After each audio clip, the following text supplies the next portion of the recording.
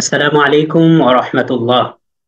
ইলম লার্নিং কর্তৃক আয়োজিত কোরআন শিক্ষা কোর্সে যারাই যুক্ত হয়েছেন আপনাদের সকলকে স্বাগত জানাচ্ছি। আলহামদুলিল্লাহ, মহান আল্লাহ তাআলার অপার কৃপায় আমরা কোরআন শিক্ষার নতুন একটি আয়োজন শুরু করতে পারলাম। আপনারা ইতিমধ্যে অনেকেই এই কোর্সের ওরিয়েন্টেশন ক্লাসটি দেখেছেন। আমাদের ইউটিউব চ্যানেলে 4 পর্বে এই কিছু ভিডিও দেওয়া হয়েছে। সেই ভিডিওগুলোতে আমরা বেশ কিছু বিষয় নিয়ে আলোচনা করেছি। আমি যদি আপনাদের সামনে আমাদের স্ক্রিনটা একটু শেয়ার করে দেখাই, তাহলে মনে হয় জিনিসটা আরো বেটার হবে ইনশাল্লাহ।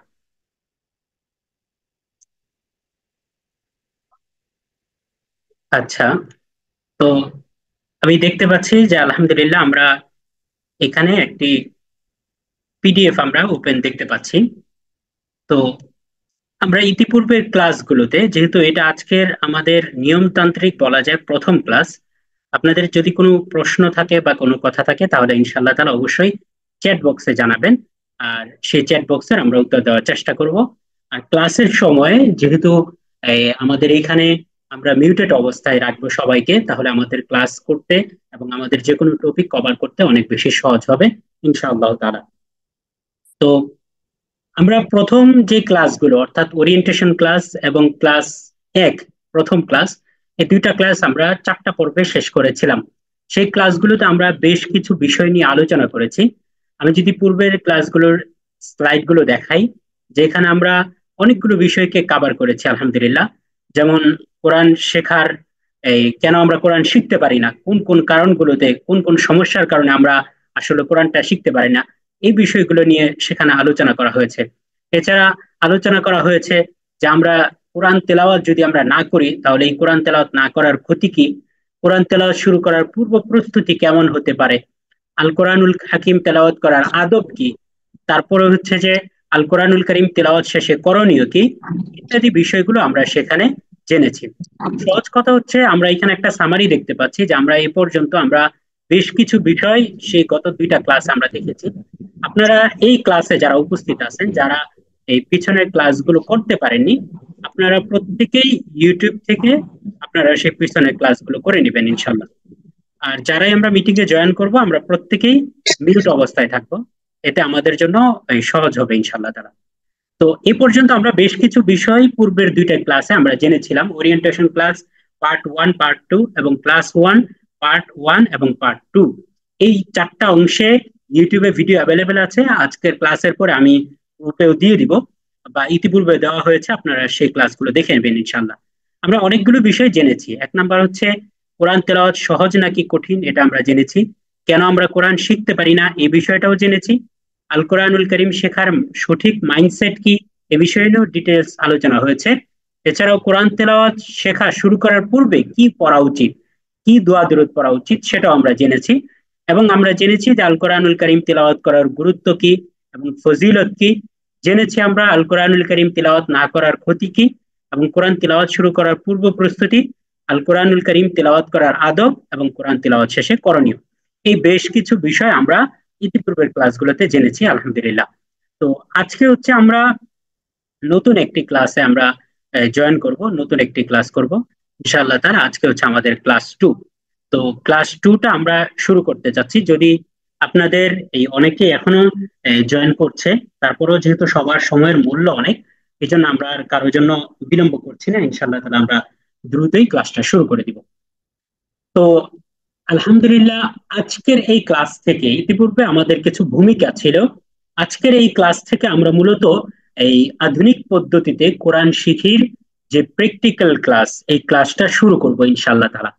তো এই ক্লাসটা শুরু করার পূর্বে পিছনের ক্লাসগুলোর কথা এই কারণে বললাম, কারণ আমরা যদি ওই বিষয়গুলো আমাদের জানা না থাকে, তাহলে কিন্তু আমাদের জন্য এই কোরআন তেলাওয়াত, এটা যে একটা মহান কিতাব এবং আল্লাহ তাআলার এই কিতাবের যে ফজিলত বা এটার মহত্ব কেমন বা এটার বড়ত্ব, এই বিষয়টা আমরা বুঝতে পারবো না।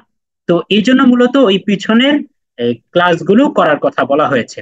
তো আপনারা অবশ্যই সেই ক্লাসগুলো করে নেবেন ইনশাআল্লাহ তাআলা।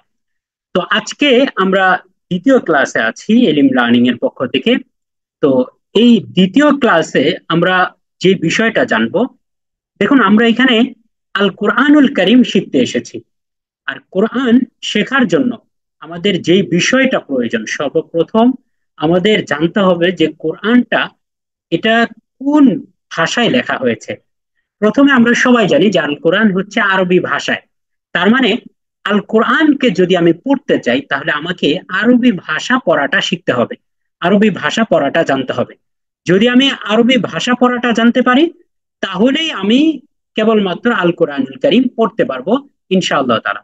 এখন আরবি ভাষা এটা শেখার জন্য আমাকে কি করতে হবে? যে কোনো ভাষা শেখার প্রথম কাজ হচ্ছে ওই ভাষার বর্ণমালাটাকে শেখা, অর্থাৎ অক্ষরকে শেখা, হরফকে শেখা। কারণ যদি আমি বর্ণমালাকে জানতে পারি তাহলে এক বর্ণকে আরেক বর্ণের সাথে যুক্ত করে আমরা শব্দ বানাতে পারবো এবং শব্দকে চিনতে পারবো। এক শব্দকে আরেক শব্দের সাথে যুক্ত করে আমরা এটার বাক্য বানাতে পারবো, বাক্যকে চিনতে পারবো। এই জন্য আমরা কোরআনুল করিম যদি সহিশুদ্ধভাবে বিশুদ্ধভাবে তেলাওয়াত করতে চাই তাহলে আমাদের এক নাম্বার কাজ হবে আমরা আরবি বর্ণমালাগুলোকে ভালোভাবে চিনতে হবে।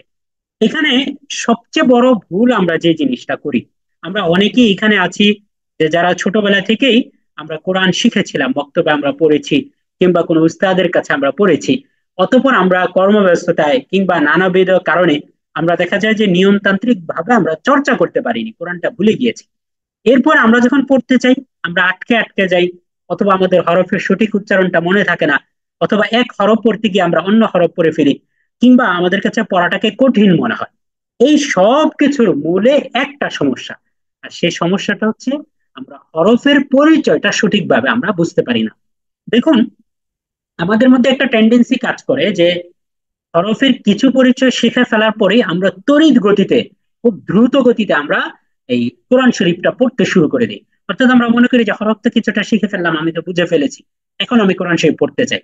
কিন্তু এটাতে আমাদের মারাত্মক একটা ভুল হয়। কারণ হচ্ছে দেখেন, এই আপনি যদি চাইনিজ একটা ভাষার আমরা উদাহরণ নিতে পারি, চাইনিজ ভাষা এটাকে যদি আপনি কোনো একটা বই পড়তে চান তাহলে আপনাকে আগে চাইনিজ ভাষার অক্ষরগুলোকে খুব ভালো করে জানতে হবে। আপনি যদি সেই অক্ষরগুলো জানতে না পারেন বা বুঝতে না পারেন তাহলে কিন্তু আপনি চাইনিজ ভাষার যে কোনো জিনিস পড়তে পারবেন না। ঠিক তেমনি ভাবে এই আরবি বর্ণমালাটাকেও আমাদের খুব ভালোভাবে চিনতে হবে। এই আরবি বর্ণমালা যদি একবার সঠিক উচ্চারণে পার্থক্যের সাথে আপনি যদি একবার শিখে ফেলতে পারেন তাহলে কোরআন শেখার 96% ওয়ার্ক আপনার হয়ে যাবে ইনশাল্লাহ। বাকি 4% হচ্ছে আদার্স কিছু নিয়ম, সেই নিয়মগুলো শিখলে আপনি ইনশাল্লাহ খুব দ্রুত এই কোরআনটা শিখে ফেলতে পারবেন। তো চলুন আমরা এই আরবি বর্ণমালা এই বিষয়টাতে আমরা চলে যাই। প্রথমে এখন দেখুন এখানে লেখা আছে আরবি বর্ণমালার পরিচয়। এখানে 29টা হরফ দেওয়া আছে, তারপরে লেখা আছে আসুন কয়েকটি বিষয় জেনে নেই। প্রথমে আসুন আমরা কয়েকটা বিষয় জেনে নিই, তারপর আমরা এই হরফগুলো চিনবো। প্রথম কথা হচ্ছে আরবি ভাষার বর্ণ বা অক্ষর 29টি, যাকে আরবিতে হরফ বলা হয়। এই যে আমরা এখানে কালো কালো অক্ষরে আমরা কিছু বর্ণ দেখতে পাচ্ছি, কিছু লেটার দেখতে পাচ্ছি, এগুলোতে এগুলোকে আরবিতে হরফ বলা হয়। আর এই সবগুলোকে একত্রে হরুফ বলা হয়, অর্থাৎ প্লুরাল, বহু বচন। আর এই আরবি বর্ণমালা, এই বর্ণমালা যেগুলো যদি আমরা শিখতে চাই খুব ভালো করে তাহলে আমাদের 4টি কাজ করতে হবে। কি কি দেখুন এখানে নিচে লেখা আছে। এক নাম্বার হচ্ছে প্রতিটি বর্ণের সঠিক নাম জানতে হবে। এই যে এখানে লম্বা করে যে বর্ণটা এটাকে কি বলে, তারপরে এই যে এখানে নৌকার মতো যে শেপ আছে এটাকে কি বলে, তারপরে এই বর্ণটাকে কি বলে, তারপরে এই যে এখানে যেই মাথা ভাঙ্গার মতো একটা ইয়া আছে, হাঁটু ভাঙ্গার মতো, এটাকে কি বলে, তারপরে এই যে এই বর্ণটাকে কি বলে। এই প্রত্যেকটা বর্ণের যে নাম আছে এই নামগুলো আমাদের খুব ভালো করে জানতে হবে। 2 নাম্বার যে কাজ তা হচ্ছে প্রতিটি বর্ণের সঠিক উচ্চারণ শিখতে হবে। শুধু আমি নাম জানলাম যে এটাকে র বলে, কিন্তু আমি এটাকে রা বললাম বা রি বললাম তাহলে হবে না। এটাকে আমার সঠিক উচ্চারণ কি যে র, এই র উচ্চারণটাকে শিখতে হবে। আমি এটাকে বুঝলাম যে এটা কফ বলে, কিন্তু আমি কফ বলতে পারি না, আমি কাপ বলতেছি, কফ বলতেছি। তো কফ বললে এটা সঠিক উচ্চারণ হবে না, হরফটা শেখা হবে না। যখন আমরা এটাকে কফ বলতে পারবো, কফ বলতে পারবো, তখনই কেবলমাত্র এই হরফটা সঠিকভাবে শেখা হবে। 3 নাম্বার যে কাজটি করতে হবে, প্রতিটি বর্ণের আকৃতি চিনতে হবে। প্রতিটি বর্ণের আকৃতি কেন চিনতে হবে? কারণ দেখুন এখানে বা যে হরফটা আছে তা এই হরফটা আছে, দেখতে অনেকটা একই রকম কিন্তু দুইটা হরফের নাম ভিন্ন। কেন ভিন্ন হলো? এই বর্ণের আকৃতিটা আমার চিনতে হবে। আবার এই যে জিম আবার এই যে দাল, এই দুইটা যে দুইটা ভিন্ন হরফ, একটার সাথে আরেকটার কোনো আকৃতিগত মিল নাই, তাহলে এই আকৃতিগত পার্থক্যগুলো আমার জানতে হবে। তারপরে 4 নাম্বার হচ্ছে এক বর্ণের সাথে আরেক বর্ণের পার্থক্য জানতে হবে। এখানে দেখুন সিন এবং শিন, কেন আমি এটাকে সিন বললাম আর কেন আমি এটাকে শিন বলছি, এই যে দুইটার মধ্যে কোন ভিত্তিতে পার্থক্য হয়েছে। এখানে দেখুন এই শেপটা ঠিক আছে, সিনের শেপ যা, সিনের শেপও তাই, বডি শেপ সব ঠিক আছে, কিন্তু তাহলে কেন আমরা এটাকে সিন বলছি আর কেন আমরা এটাকে শিন বলছি, এই পার্থক্যটা কি? পার্থক্যের কারণ হচ্ছে এখানে এই শিনের মধ্যে আমরা তিনটা বড় নুক্তা দেখতে পাচ্ছি, তিনটা বিন্দু দেখতে পাচ্ছি, আর সিনের মধ্যে আমরা তিনটা বিন্দু দেখতে পাচ্ছি না। তো এই বিন্দু বা নুক্তা, এই নুক্তার কারণে এই দুইটা হরফের পার্থক্য হয়ে গিয়েছে। তো এই বিষয়গুলো আমরা ইনশাল্লাহ আজকের ক্লাসে সামনে জানবো। তো প্রথমত যে বিষয়টা, এই আরবি 29টা হরফ চেনার জন্য বা আরবি 29টা হরফ বোঝার জন্য আমাদের যে বিষয়গুলো জানতে হবে, তা হলো যে প্রথমে আমরা এই হরফের প্রতিটা হরফের নাম জানতে হবে, 2 নাম্বার প্রতিটা হরফের সঠিক উচ্চারণ জানতে হবে, আর 3 নাম্বার হচ্ছে যে এই হরফগুলোর আকৃতিগত পার্থক্য কি, এই আকৃতিগত পার্থক্যগুলো আমাদের জানতে হবে। আর চতুর্থ হচ্ছে যে এই হরফগুলোর একটা থেকে আরেকটা যে পার্থক্য, আমি একটু বড় করে দিচ্ছি যেন আপনাদের দেখতে সহজ হয়, একটা থেকে আরেকটা যে পার্থক্য, এই পার্থক্যগুলো আমাদের জানতে হবে। তো আসুন প্রথমে আমরা আরবি বর্ণমালার পরিচয়, 4টা ক্রাইটেরিয়া বা 4টা শর্তকে সামনে রেখে আমরা আরবি বর্ণমালার পরিচয়টা আমরা একটু জেনে নিই। এখানে আমরা অনেক কোর্সে দেখে থাকি কিংবা অনেক ভিডিওতে দেখে থাকি যে আরবি 29টি হরফ পড়াতে গিয়ে অনেক নিয়ম কানুন বলা হয়। আসলে আমরা এত নিয়ম কানুনের মারপেচে যদি আমরা যাই, তাহলে আমরা মূল বিষয়টাই শিখতে পারবো না। আমরা এখানে কোরআনটাকে শিখতে শুরু করবো এজ এ চাইল্ড, একটা ছোট বাচ্চার মতো। ছোট বাচ্চা কিন্তু অনেক নিয়ম কানুন জানে না, তাকে জাস্ট বলা হয় সর, সরায়া, রসই, দীর্ঘই, ক, খ, এই জাস্ট বর্ণের দেখা দেওয়া হয় আকৃতিটা এবং উচ্চারণটা বলা হয়, এতেই তার জন্য কিন্তু এই বর্ণটা শেখা সহজ হয়ে যায়। ঠিক তেমনই ভাবে আমরা এইখানে এই যে বর্ণগুলো দেখতে পাচ্ছি, প্রত্যেকটা বর্ণ আমরা শিখবো ফেস টু ফেস। আপনার আমার এই লাইভ ক্লাসের উদ্দেশ্যটা এটাই, যে লাইভ ক্লাসে আমি যেভাবে বলছি আপনি আমার মুখের দিকে তাকাবেন এবং আপনিও সেম একই ভাবে বলার চেষ্টা করবেন, কোনো নিয়মের দরকার নাই। মনে করবেন যে দুনিয়াতে কোনো নিয়মই নেই, যখন কোনো নিয়ম ছিল না তখন কি মানুষ ভাষা শেখেনি, তখন কি মানুষ কোরআন শেখেনি? এই গ্রামাটিক্যাল রুলস গুলো তো শুরু হয়েছে, আরবি ব্যাকরণের রুলস এগুলো শুরু হয়েছে আলী রাদিয়াল্লাহু তাআলা আনহুর জামানায়। তার আগের মানুষ কি কোরআন শেখেনি? সাহাবায়ে কেরাম কি কোরআন শিখেনি? অবশ্যই শিখেছে।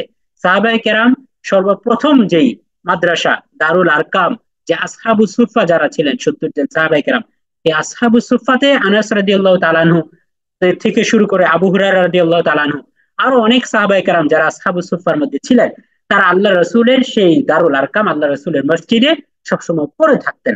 তো ওই আল্লাহ রাসূলের উপরে কোনো একটা আয়াত নাজিল হয় কিনা এটার অপেক্ষায় তারা থাকতেন। যখনই একটি আয়াত নাজিল হতো তখনই তারা কোনো একটা চামড়ার উপরে কিংবা পাথরের উপরে বা কোনো পাতার উপরে কিংবা বিভিন্ন বস্তুতে তারা লিখে রাখতেন এবং মুখস্থ করে ফেলতেন। লেখার প্রচলনটা পরে হয়েছে, অনেক সাহাবী লিখতে পারতেন না, কিন্তু তাদের তীক্ষ্ণ মেধা ছিল, তারা মুখস্থ করে ফেলতেন। তো ওই মুহূর্তে আল্লাহ রাসূলের মুখ থেকে যেভাবে শব্দটা এসেছে, যেইভাবে বাক্যটা এসেছে, ঠিক একই ভাবে তারা ওই জিনিসটাকে রপ্ত করে নিয়েছেন। এজন্য এই ইলম বলা হয় যে ইলম সিনা বসিনা আসে, অর্থাৎ এক সিনা থেকে আরেক সিনা। ইলম এটা কোনো এই এই রেখার নাম না, যে কিছু কালো হরফ, কিছু কালো রেখা, কিছু কালো দাগ, এই দাগটাকে আমরা ইলম বলা হয়, এটাকে আসলে এলেম বলা হয় না। এই জন্য এলেম অর্জনের জন্য অন্যতম শর্ত হচ্ছে যে একজন উস্তাদের সান্নিধ্যে থাকা, একজন উস্তাদের সোহবতে থাকা। তো উস্তাদ ছাড়া যদি আপনি এলেম শিখেন, সেই এলেমটা কখনোই পরিপূর্ণ হবে না। তো এই জন্যই একজন উস্তাদের অধীনে শিখতে হবে। তো এখানে যে বিষয়টা, তো এই যে আল্লাহ রসুল থেকে সাহাবায়ে কেরাম যে শিখেছেন, তারা কিন্তু ফেস টু ফেস শিখেছেন। আচ্ছা, এখানে একজন ভাই, আমরা কেউ আঁকাআঁকি না করে ইনশাল্লাহ আমরা তাহলে ক্লাসের মনোযোগটা আমরা ধরে রাখতে পারবো। তো এখানে আমি বলবো, আমার সাথে সাথে আপনারাও বলবেন ইনশাআল্লাহ তাআলা। তো আমি প্রথমেই আগে একবার হরফগুলোর পরিচয় দিই। এখানে আপনারা 29টা হরফ দেখতে পাচ্ছেন। এই যে সোজা একটা রেখা দেখতে পাচ্ছেন, এটাকে বলা হয় আলিফ। আমার সাথে সাথে বলুন, আলিফ, আলিফ, আলিফ। কোথায় আমি দাঁত রাখবো বা কোথায় আমার ঠোঁট যাবে এগুলো চিন্তা করার দরকার নেই, জাস্ট আপনি নর্মাল ভাবে বলুন। আজকে আমরা শুধু জাস্ট বলাটা শিখবো যে আলিফ, আলিফ, আলিফ। তারপরে এই যে দ্বিতীয় যে হরফটা আমরা দেখতে পাচ্ছি, যে একটা নৌকার মতো একটা শেপ, নৌকার মতো একটা মাথা, নিচে একটা বিন্দু দেখতে পাচ্ছি, এই বিন্দুটাকে বলা হয় নুকতা, এটাকে বলা হয় বা। তাহলে আমার সাথে সাথে বলুন, বা, বা, বা। আমার সাথে সাথে বলার চেষ্টা করুন। আলহামদুলিল্লাহ অনেকেরই হচ্ছে। আমরা এই, আচ্ছা সবাইকে আমরা একটু, আচ্ছা, এই এখানে আপনারা আনমিউট করতে পারবেন এখন। তো আমি কয়েকজনকে একটু আনমিউটের জন্য, যারা এই, যারা এখানে বোনেরা আছেন, মা বোনেরা, তারা অবশ্যই মিউটেড অবস্থায় রাখবেন। আপনারা আনমিউট করবেন না। আর যারা আমরা ভাইরা যুক্ত আছি, তারা অবশ্যই এখানে আমরা আনমিউট করতে পারি, আনমিউট করে আমরা অংশগ্রহণ করতে পারি। জি, আপনারা কি শুনতে পাচ্ছেন? ক্লাসের আওয়াজগুলো কি ক্লিয়ার বা সবকিছু? জি, শোনা যাচ্ছে ভাই। আচ্ছা, জি। এক দুইজন একটু আমার সাথে পার্টিসিপেট করবেন ইনশাল্লাহ তারা। তো আমরা বোনেরা অবশ্যই প্র্যাকটিস করব মিউটেড অবস্থায় রেখে। আমরা নিজেরা জোর আওয়াজে ইনশাল্লাহ প্র্যাকটিস করব। তো এই যে দেখুন, প্রথম যে হরফ, এই হরফের নাম আমরা কি বললাম? আলিফ। আলিফ। আবার বলুন, সবাই বলুন, হরফের নামটা আমরা কি বললাম? আলিফ। আলিফ। আলিফ। আলিফ। আলিফ না, আলিফ না। দেখেন, আমরা এখানে আচ্ছা, আমি এই, এই মাঝখানে একটু বলে নিই, আমরা ইনশাল্লাহ তাহলে আজকে যে ক্লাসটা, এই ক্লাসটা তো থিওরিটিক্যাল ক্লাস হবে, আমরা একটা স্লাইডকে সামনে রেখে আমরা ইনশাল্লাহ তাহলে ক্লাস করব। আগামীকাল রাতেও ক্লাস হবে ঠিক একই সময়ে। আজকে টেকনিক্যাল কিছু সেট আপের কারণে দেরি হয়ে গেছে, কিন্তু আগামীকাল থেকে রাত 9টা থেকে ক্লাস হবে। আগামীকালকে প্র্যাকটিস ক্লাস হবে। তো প্র্যাকটিস ক্লাস আমরা কি করব? এই যে আজকে আমরা যে রুলস গুলো শিখলাম, তো এই রুলস গুলোকে সামনে রেখে আমরা একটা কোরআন থেকে আমরা যেই সমস্ত পড়ার ক্ষেত্রে ভুলগুলা করে থাকি, এই রুলস এর আলোকে আমরা সেই ভুলগুলাকে আইডেন্টিফাই করার চেষ্টা করব। এবং সেখানে প্র্যাকটিস ক্লাস, শুক্রবার দিন শুধু প্র্যাকটিস ক্লাস হবে। আর এছাড়া সপ্তাহের সোমবার এবং বৃহস্পতিবার দিন আমরা লাইভ ক্লাস করবো ইনশাআল্লাহ তাআলা। তো দেখুন, আবার বলুন, এই হরফটার নামটা কি বললাম আমরা? হ্যালো। জি জি, আমাদের যার যে প্রশ্ন আছে আমরা ইনশাল্লাহ ক্লাস শেষে আমরা প্রশ্নটা নিব, ক্লাসের মাঝখানে আমরা প্রশ্ন নিব না। তো এই হরফের নামটা বলুন সবাই। আলিফ। আলিফ। আলিফ? আলিফ। আলিফ না। একটা জিনিস বলি, আলিফ। এটা হরফ। আলিফ। হ্যাঁ, হরফ এটা। কিছু হরফ আছে যেটা অনেক টান হবে, এবং মিম বলার সময় আমাদেরকে লম্বা করতে হবে, কিন্তু কিছু হরফ আছে এই হরফটা উচ্চারণ করার সময় কোনো লম্বা করা যাবে না। তেমন একটি হরফ হচ্ছে আলিফ। দেখুন আমার সাথে সাথে বলুন, আলিফ, আলিফ। আলিফ। আলিফ। আলিফ। আবার বলুন দ্রুত, আলিফ, আলিফ। আলিফ। আলিফ। আলিফ, আলিফ। আলিফ, আলিফ। আলিফ।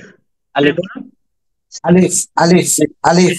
আলিফ। তার মানে আলিফ যদি কেউ বলি তাহলে এটা আমাদের ভুল হবে, এই বিষয়টা মাথায় রাখতে হবে। আমরা কি বলেছি, চারটা শর্তকে সামনে রেখে আমরা এই হরফগুলো শিখবো। এক নম্বর হচ্ছে প্রতিটা হরফের সঠিক নাম জানবো। দুই নম্বর হচ্ছে প্রতিটা হরফের সঠিক উচ্চারণ জানবো। তিন নম্বর হচ্ছে প্রতিটা হরফের আকৃতি চিনবো। চার নম্বর হচ্ছে হরফগুলোর ভিতরকার যে আকৃতিগত পার্থক্য, এটা আমরা চিনবো। চারটা ক্রাইটেরিয়াকে সামনে রেখে আমরা ইনশাল্লাহ এই হরফগুলোকে চিনবো। তাহলেই আমাদের এই আরবি বর্ণমালার পরিচয়টা পারফেক্ট। তো আচ্ছা, দ্বিতীয় হরফে আমরা চলে যাই। দ্বিতীয় হরফটার নাম হচ্ছে বা। দেখুন, বা। এই বা হরফে কোথায় থেকে উচ্চারণ হবে, যেটাকে মাখরাজ বলে, হরফের উচ্চারণ স্থল, এগুলো আমরা কিচ্ছু আজকে শিখবো না। আজকে জাস্ট শুধু আমরা বলতে শিখবো। এটাকে আমরা কি বলবো? বা। বলুন, বা। বা। এটা এক আলিফ টান হবে, এক সেকেন্ড টান হবে। বা, বা। বা। বা। বলুন, বা, বা। বা। একটু টান হবে, বা, বা। জি। আচ্ছা, তারপরে দ্বিতীয় যে হরফটা আছে, এই হরফটাকে আমরা বলবো তা, তা, তা। তা। তা। বলুন, আমার সাথে সাথে বলুন, সবাই বলুন, তা। তা। তা, তা। তা। তা। তা। তিন নাম্বার বিষয়টা হচ্ছে, এই যে হরফটা, এই হরফটার নাম হচ্ছে সা। অনেক নরম হবে, সা, সা। বলুন, তা। তা। তা। একটু জোরে বলতে হবে, তা। সা না কিন্তু, এটা সা, সা। আমরা অনেক সময় তা। সা বলি না, সা, সা, সা, তা। তা। সা, সা।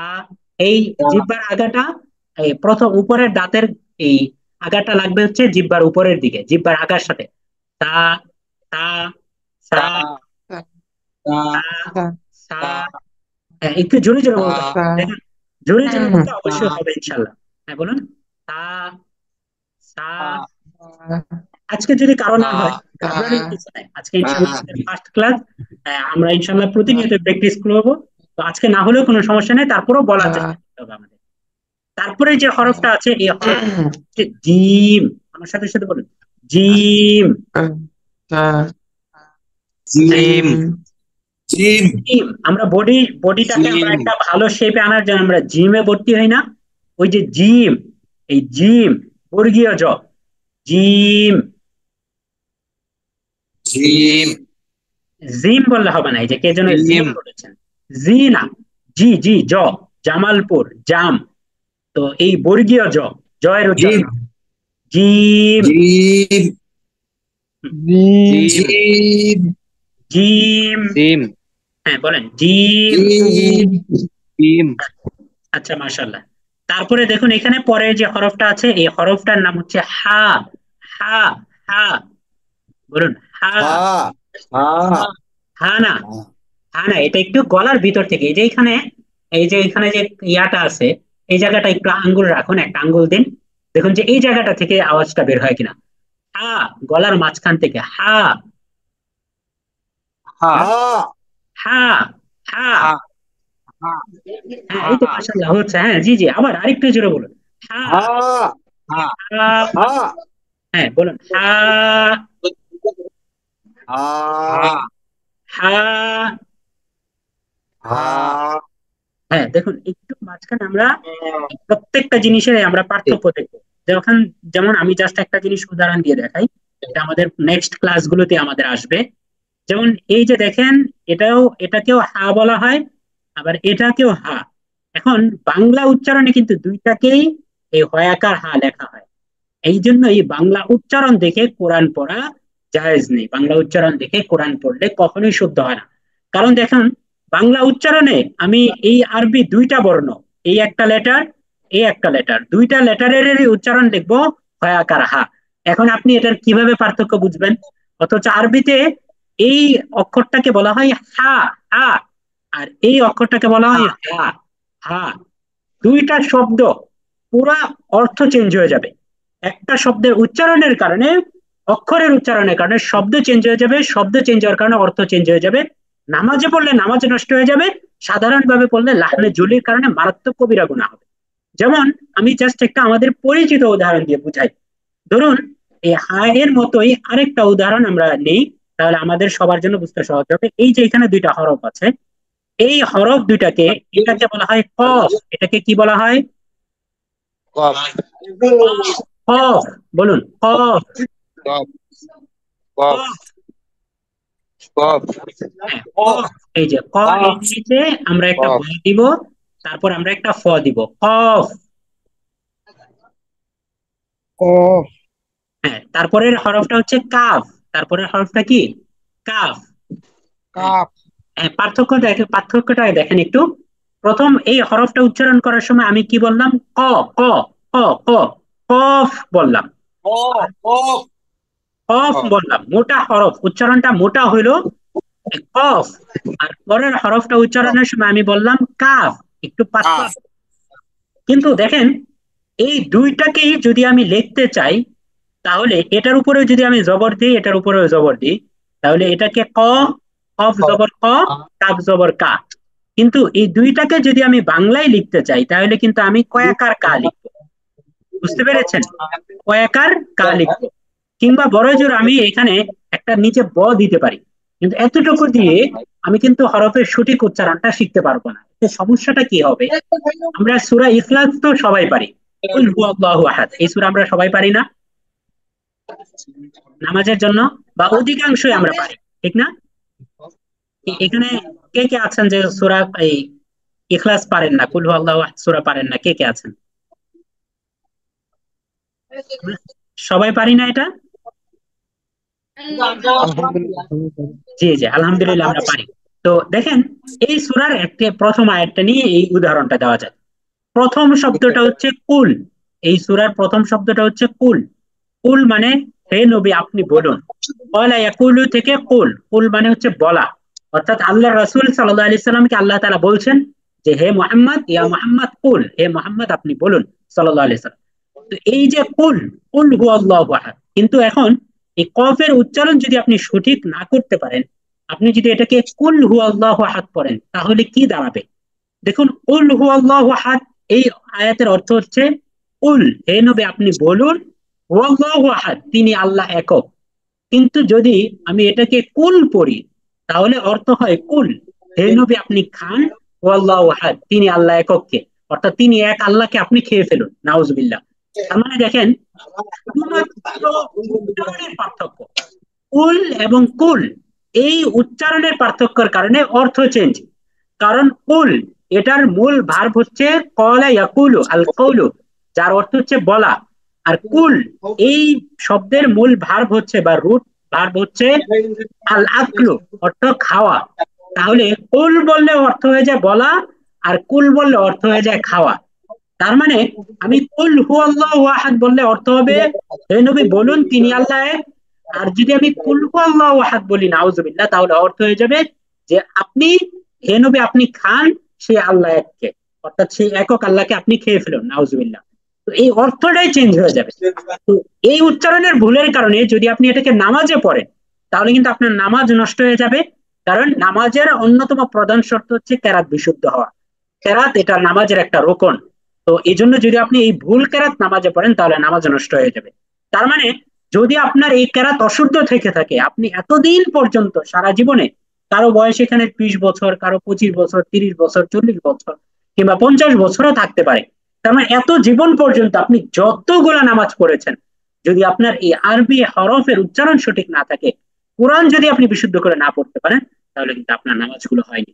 এটা কত বড় একটা অ্যালার্মিং বিষয় যে আমি এত কষ্ট করে নামাজ পড়েছি, ফজরের সময় এই ঘুম ভেঙে, যখন পুরো দুনিয়া ঘুমে তখন আমি উঠে নামাজ পড়েছি। প্রত্যেকটা টাইমে আমি পাঁচ পাঁচ ওয়াক্ত নামাজের সময় আমি নামাজ পড়েছি, দুনিয়ার এত কাজ বাজ ফেলে রেখে। কিন্তু শুধুমাত্র কোরআনটা বিশুদ্ধ না করার কারণে আমাদের এখানে এই নামাজগুলো হয়নি। কত বড় মারাত্মক অ্যালার্মিং একটা বিষয়। এই জন্য আমাদের এই হরফের উচ্চারণ সঠিক করা এটা খুবই জরুরি। আমরা এই কোরআন শিক্ষার কোর্সে আপনি যদি তাজবিদের 2টা নিয়ম আপনি না পালন করেন, ধরেন আপনি ইকফার নিয়ম এসেছে, আপনি ইকফার নিয়মটা আদায় করেননি, তাহলে কিন্তু আপনার নামাজ নষ্ট হয়ে যাবে না। কারণ ইকফার নিয়ম পড়লে এই যে তাজবিদের কায়দা কানুন গুলো পড়ি, এটাকে আমরা লিত তাহসিন, কোরআনটাকে সুন্দর করার জন্য পড়ি। একটা হচ্ছে কোরআন শুদ্ধ করা, অর্থাৎ কোরআন রিডিং করাটা শুদ্ধ করা, আর একটা হচ্ছে কোরআন সুন্দর করা। এটাকে একটা এক্সাম্পল দিলে বোঝা যাবে। যেমন দেখেন, আমি যদি এই ABCD বলি তাহলে কিন্তু এটা উচ্চারণ হয়ে যাবে। আমি এখানে এই মানে এই ABCDEFGH আমি যদি জে বলি তাহলে কিন্তু উচ্চারণ হয়ে যাবে। কিন্তু যখন আমরা আধুনিক ফোনেটিক্স এর মধ্যে আমরা পড়তেছি যে জে কে যেই বলতে হয়, খেই বলতে হয়, অর্থাৎ টেবল বলতে হয়। আমরা আগে যেটাকে টেবিল বলতাম, যে টেবল বলতাম, এটাকে এখন টেবল বলতে হয়, অর্থাৎ টটাকে ঠ এর মতো উচ্চারণ করতে হয়। তা আপনি যদি ঠ এর মতো উচ্চারণ না করেন তাহলে কি আপনার ইংলিশ হবে না? অবশ্যই হবে, কিন্তু ইংলিশটা সুন্দর হবে না। ইংলিশটা যদি আপনি কটাকে আপনি খ বলেন, তাহলে খ এর মতো বলেন, তাহলে ইংলিশটা সুন্দর হবে। ঠিক একই ভাবে এই আরবিতে যদি আপনি এখানে হরফের উচ্চারণটা সঠিকভাবে আদায় করতে পারেন, মাখরাজ থেকে আদায় করতে পারেন, তা এবং এই হরফের যে পরস্পর সমন্বয়, এক হরফের সাথে আরেক হরফ যুক্ত হওয়ার পরে যেভাবে শব্দ গঠিত হয়, এই কোরআন রিডিং পড়াটাকে যদি আপনি শুদ্ধভাবে আয়ত্ত করতে পারেন, এরপরে যদি আপনি তাজবিদের কোনো একটা রুলস আপনার বাদও চলে যায়, মিস্টেক হয়, তারপরেও কিন্তু আপনার নামাজ অশুদ্ধ হয়ে যাবে না। কিন্তু বরং কোরআন পড়াটা সুন্দর হবে না। কিন্তু আপনি যদি এই হরফ গুলোই অশুদ্ধ থেকে যায়, তাহলে কিন্তু আপনার আমও গেল সালাও গেল। আপনার নামাজে পড়লে নামাজ নষ্ট হয়ে যাবে, সাধারণভাবে পড়লে এক হরফের জায়গায় আরেক হরফ, এক হরকতের জায়গায় আরেক হরকত, এই এই উচ্চারণ করলে এটা লাহনে জলি হয়, মারাত্মক গুনাহের কারণ হয়। কারণ এই হরফের উচ্চারণ ভিন্নতার কারণে শব্দ পরিবর্তন হয়ে যায়, শব্দ পরিবর্তন হলে অর্থ পরিবর্তন হয়ে যায়, এতে কোরআনের বিকৃতি সাধন হয়। তো এই জন্য আমরা এই হরফের উচ্চারণ গুলো আমরা সঠিকভাবে শিখবো। এখন প্রশ্ন আসতে পারে যে উচ্চারণ সঠিকভাবে শেখার জন্য আমাদের করণীয় কি? 1 নম্বর কাজ হচ্ছে উচ্চারণ গুলো ফেস টু ফেস শিখতে হবে। অর্থাৎ আমি যে বলছি আমার এখানে বলার থেকে আপনাকে শিখতে হবে। আমি যখন বলবো আমার বলার সাথে সাথে আপনাকে বলতে হবে এবং মুখে উচ্চারণ করতে হবে। কারণ আপনি যদি মুখে উচ্চারণ না করেন, মনে মনে বলেন, তাহলে হরফের উচ্চারণ কখনোই সঠিক হবে না, মুখে জড়তা থেকে যাবে। এই জন্য আমি বলার সাথে সাথেই বলতে হবে। তো চলুন আমরা আবার এই জিনিসটাকে, এই জন্য আমরা এই গুরুত্বটা বোঝার পরে এখন আমরা খুব ভালোভাবে উচ্চারণের সাথে এই হরফগুলোকে আমরা প্র্যাকটিস করি। তাহলে এই যে হরফটা, এই হরফের নাম হচ্ছে হা। হরফের নামটা কি বলেন? হা। হা হা, আমার সাথে সাথে বলেন হা। হা হা হা হা হা হা, ভিতর থেকে, গলার ভিতর। হা হা বললে হা গলার, গলার এই যে মুখের আগা থেকে আসে, গলার আগা থেকে আসে, গলার ভিতর থেকে বলবো হা। হা এখানে একটু চাপ দিব, একটু চাপ দিয়ে ভিতর থেকে আনবো হা। হা হ্যাঁ, মাশাআল্লাহ মাশাআল্লাহ হচ্ছে, আরো সামনে আরো চমৎকার ভাবে হবে ইনশাআল্লাহ। তারপরে দেখেন, এটাকে আমরা বলবো হ। সেম জায়গা, গলার মাঝখান থেকে হ। বলুন। খ এটাকে যদি আমরা খা বলি তাহলে কিন্তু ভুল হবে, এটা হরফটা মোটা, খ বলতে হবে, খ। খ যেমন আমরা কি বলি, খই বলি, আমরা কি বলি, খই খই, খই বাজে না, খ খ কি আমরা খই বলি, এই খ বলতে হবে, খ। তারপরে যে হরফটা আছে, এই হরফটাকে বলবো আমরা দাল। বলুন, দাল। ডাল দাল। ডাল তারপরে হরফটা হচ্ছে ডাল জাল। জাল, এই ডাল জালটাও খুব নরম হবে, জাল। ডাল জাল না, জাল না, জাল জাল। এই দাঁতের আগাটা, উপরের দাঁতের যে আগাটা আছে, এটা জিহ্বার আগার সাথে মিশবে, ঠিক সেম চায়ের মতো। চা এবং জাল এর মাখরাজ এক। তাহলে আমরা বলবো জাল। জাল জাল। ডাল আচ্ছা, মাশাআল্লাহ, সমস্যা নেই, আমাদের সামনে ক্লাস আরো হবে। তারপরে এই হরফটার নাম হচ্ছে র। বলুন, র। র র র। র। র র র, মাশাআল্লাহ হচ্ছে। তারপরে হরফটার নাম হচ্ছে জা। জা। বলুন, জা। জা। যা জা। যা হ্যাঁ, একটা আওয়াজ হবে, এমন একটা আওয়াজ হবে, জা। যা মাশাআল্লাহ মাশাআল্লাহ। তারপরে হরফটা হচ্ছে সিন। হ্যাঁ বলুন, একটা শীষের মতো আওয়াজ তিন হবে, সিন। তিন তিন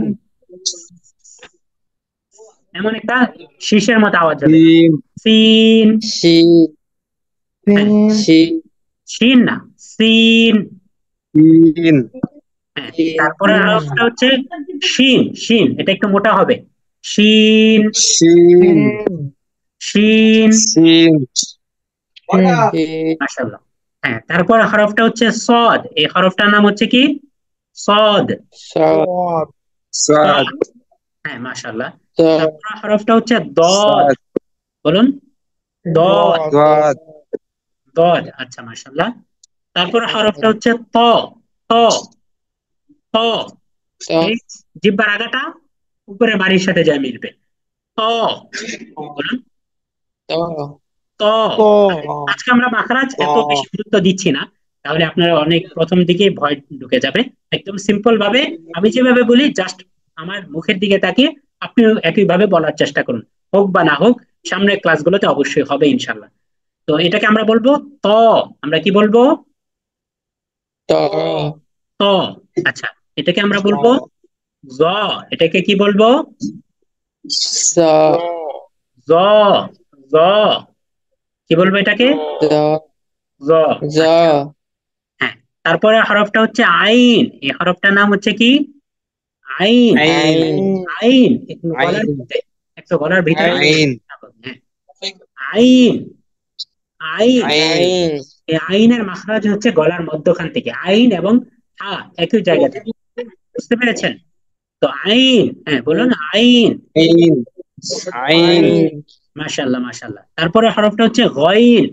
বলুন, এটা কি, কইন গইন। আইন গইন, হ্যাঁ, মাশাআল্লাহ। তারপরের হরফটা হচ্ছে ফা। ফা, এই হরফটার নাম কি, ফা। ফা, আচ্ছা মাশাআল্লাহ। তারপর হরফটা হচ্ছে কফ। এই হরফটার নাম কি, কফ কফ। তারপর কফ হরফটা হচ্ছে কাফ। এই হরফটার নাম কি, কাফ কাফ। কাফ আচ্ছা, লাম তারপরে হরফটা হচ্ছে লাম। হরফটা কি? লাম লাম লাম। আচ্ছা, তারপরে হরফটা হচ্ছে মিম। এই হরফটার নাম কি? মিম মিম মিম। মিম মিম। মিম হ্যাঁ, মাশাআল্লাহ। তারপরে হরফটা হচ্ছে নুন। হরফটার নাম কি? নুন নুন। নুন তারপরে হরফটা হচ্ছে ওয়াও। এটা কি? আমরা ওই যে অনেক সময় ওয়াও বলি না, ওয়াও। এই ওয়াও। ওয়াও। হ্যাঁ, ওয়াও ওয়াও ওয়াও। তারপরে হরফটা হচ্ছে হামজা। এই হরফটার নাম কি? হামজা হামজা সরি, আফওয়ান, মিস্টেক, এটা হামজা না, এটা হচ্ছে হা। এই হরফটার নাম কি? হা। হা হা। আর এর পরেরটা হা হচ্ছে হামজা। এর পরেরটা কি? হামজা। হামজা আর তারপরে সর্বশেষ হরফটা হচ্ছে ইয়া। সর্বশেষ হরফটা কি? ইয়া ইয়া। ইয়া আচ্ছা, আমরা ইয়া মোটামুটি প্রত্যেকটা হরফের নামটা জাস্ট আজকে শুনলাম এবং কিছুটা উচ্চারণ শিখলাম। তো এখানে আমরা 29টা হরফ দেখতে পাচ্ছি, কিন্তু অনেকে এটাকে 28টি হরফও বলে থাকে। 28 হরফ কেন বলে থাকে? দেখুন, যারা 28 হরফ বলে এবং যারা 29 হরফ বলে, পার্থক্য দুইটা জায়গায়। একটা জায়গায় এই দুইটা হরফ, এই দুইটা হরফ একই হরফ। যখন এই আলিফ এর উপরে জবর, জের কিংবা পেশ থাকে, তখন এই আলিফকে বলা হয় হামজা। তখন আলিফকে কি বলা হয়? হামজা। আর যখন হামজা জবর জের পেশ কিছুই না থাকে, তখন সেটাকে আলিফ বলা হয়। অর্থাৎ যখন এই আলিফের উপরে কোনো হরকত না থাকে, তখন সেটাকে বলা হয় আলিফ। আর হরকত থাকলে সেটাকে বলা হয় হামজা। এই এই কারণে যারা এই দুইটাকে এক ধরেছেন তারা 28টি বলেছেন, আর যারা ভিন্ন ভিন্ন ধরেছেন তারা 29টি হরফ হিসেবে বিবেচনা করেছেন। তো তাহলে আমরা এখানে আরবি হরফের, আরবি বর্ণমালার পরিচয়টা আমরা সংক্ষেপে জেনেছি। আমরা ইনশাআল্লাহ তাআলা এর উপরে আগামী কালকে আমরা প্র্যাকটিস করবো ইনশাআল্লাহ তাআলা, এবং ক্লাসের রেকর্ড দিয়ে দেওয়া হবে। আর রাতেই রেকর্ড দেখে দেখে আমরা ইনশাআল্লাহ তাআলা প্র্যাকটিস করবো। আমরা পরের বিষয় আমরা চলে যাই। দেখুন, আমরা এখানে বলেছিলাম যে এই আরবি বর্ণমালা যদি আমরা এই ভালো করে চিনতে চাই, তাহলে আমাদের কয়েকটি কাজ করতে হবে, 4টা কাজ করতে হবে। 1 নম্বর কাজ হচ্ছে প্রতিটি বর্ণের সঠিক নাম জানতে হবে, সঠিক উচ্চারণ শিখতে হবে। তো এই দুইটা জিনিস তো আমরা একটু আগে প্র্যাকটিস করেছি, মোটামুটি প্র্যাকটিস করেছি, যে আমরা প্রতিটা বর্ণের আমরা নাম জেনেছি এবং আমরা সঠিক উচ্চারণ জেনেছি। আচ্ছা, আমরা একটু সবাই যারা কথা বলবো আওয়াজ আসতেছে তারা মিউট করে ফেলি। তো এই আমরা আরবি হরফের নামটা জেনেছি এবং আরবি হরফের উচ্চারণটা আমরা জেনেছি। এখন বাকি যে দুইটা বিষয় থাকে, যে এই বর্ণের আকৃতি চিনতে হবে। এই যে দেখুন, প্রতিটি বর্ণের আকৃতি চিনতে হবে এবং এক বর্ণ থেকে আরেক বর্ণের পার্থক্য জানতে হবে। তাহলে এই দুইটা বিষয় জানার আগে তো আমাদের বুঝতে হবে যে আরবি বর্ণের আকৃতিগুলো, বা এই যে আরবি বর্ণ যে একটা থেকে আরেকটার থেকে পার্থক্য হয়, একটা থেকে যে আরেকটা ভিন্ন হয়, এই ভিন্নতাটা কিসের মাধ্যমে হয়, বা কিভাবে আমরা একটা থেকে আরেকটাকে ভিন্ন করব। তো এখানে দেখুন লেখা আছে যে আরবি বর্ণগুলো পরস্পর আলাদা হয় দুইটি ভিত্তিতে। এই যে আরবি 29টা হরফ, এই 29টা হরফ যে আলিফ থেকে বা আলাদা, আলিফের আকৃতি আলাদা, বা এর আকৃতি আলাদা। আমি কিভাবে আলিফ থেকে বাকে আলাদা করব, আমি মানে ক্লাসিফিকেশন কিভাবে করব, আলাদা আলাদা ক্লাসে কিভাবে বিভক্ত করব, এর জন্য আমাদের দুইটা পদ্ধতিতে যেতে হবে।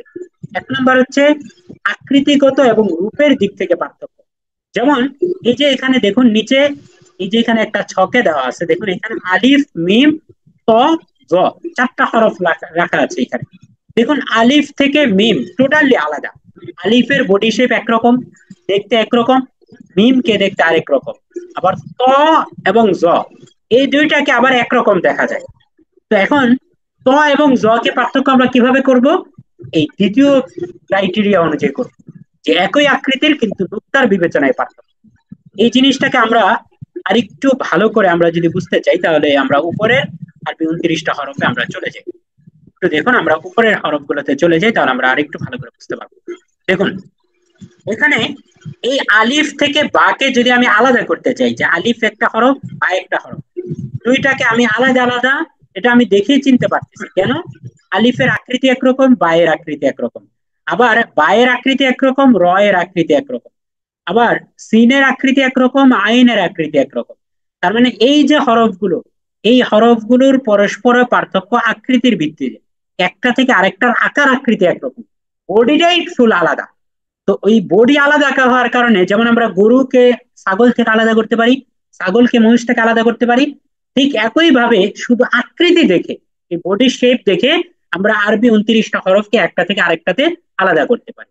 কিন্তু এখন কথা হচ্ছে যে আরেকটা ভাবে, এই যে আমরা দুইটা ভাগে ভাগ করলাম আকৃতি দেখে, এর মধ্যেও কিছু হরফ আছে আকৃতিগত দিক থেকে একরকম কিন্তু আলাদা আলাদা হরফ। এখন কিভাবে দেখুন, এই যে বা, তা এবং সা, এই যে তিনটা হরফ, এই তিনটা হরফের আকৃতি কিন্তু একই রকম। এই যে নৌকার মতো একটা শেপ উঠেছে, একটা চেপটা এই যে শুয়ে এই নৌকার মতো মাথাটাকে উঠিয়ে দিয়েছে।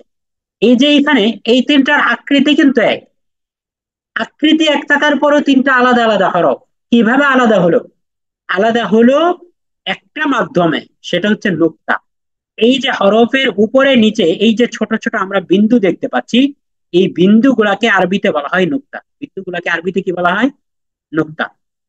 আপনারা এক দুইজন একটু আনমিউটেড অবস্থায় থাকবেন, তাহলে রেসপন্স করলে ক্লাসের জন্য সুবিধা হবে। তো এই বিন্দু বা পয়েন্ট, এটাকে আরবিতে বলা হয় নুক্তা।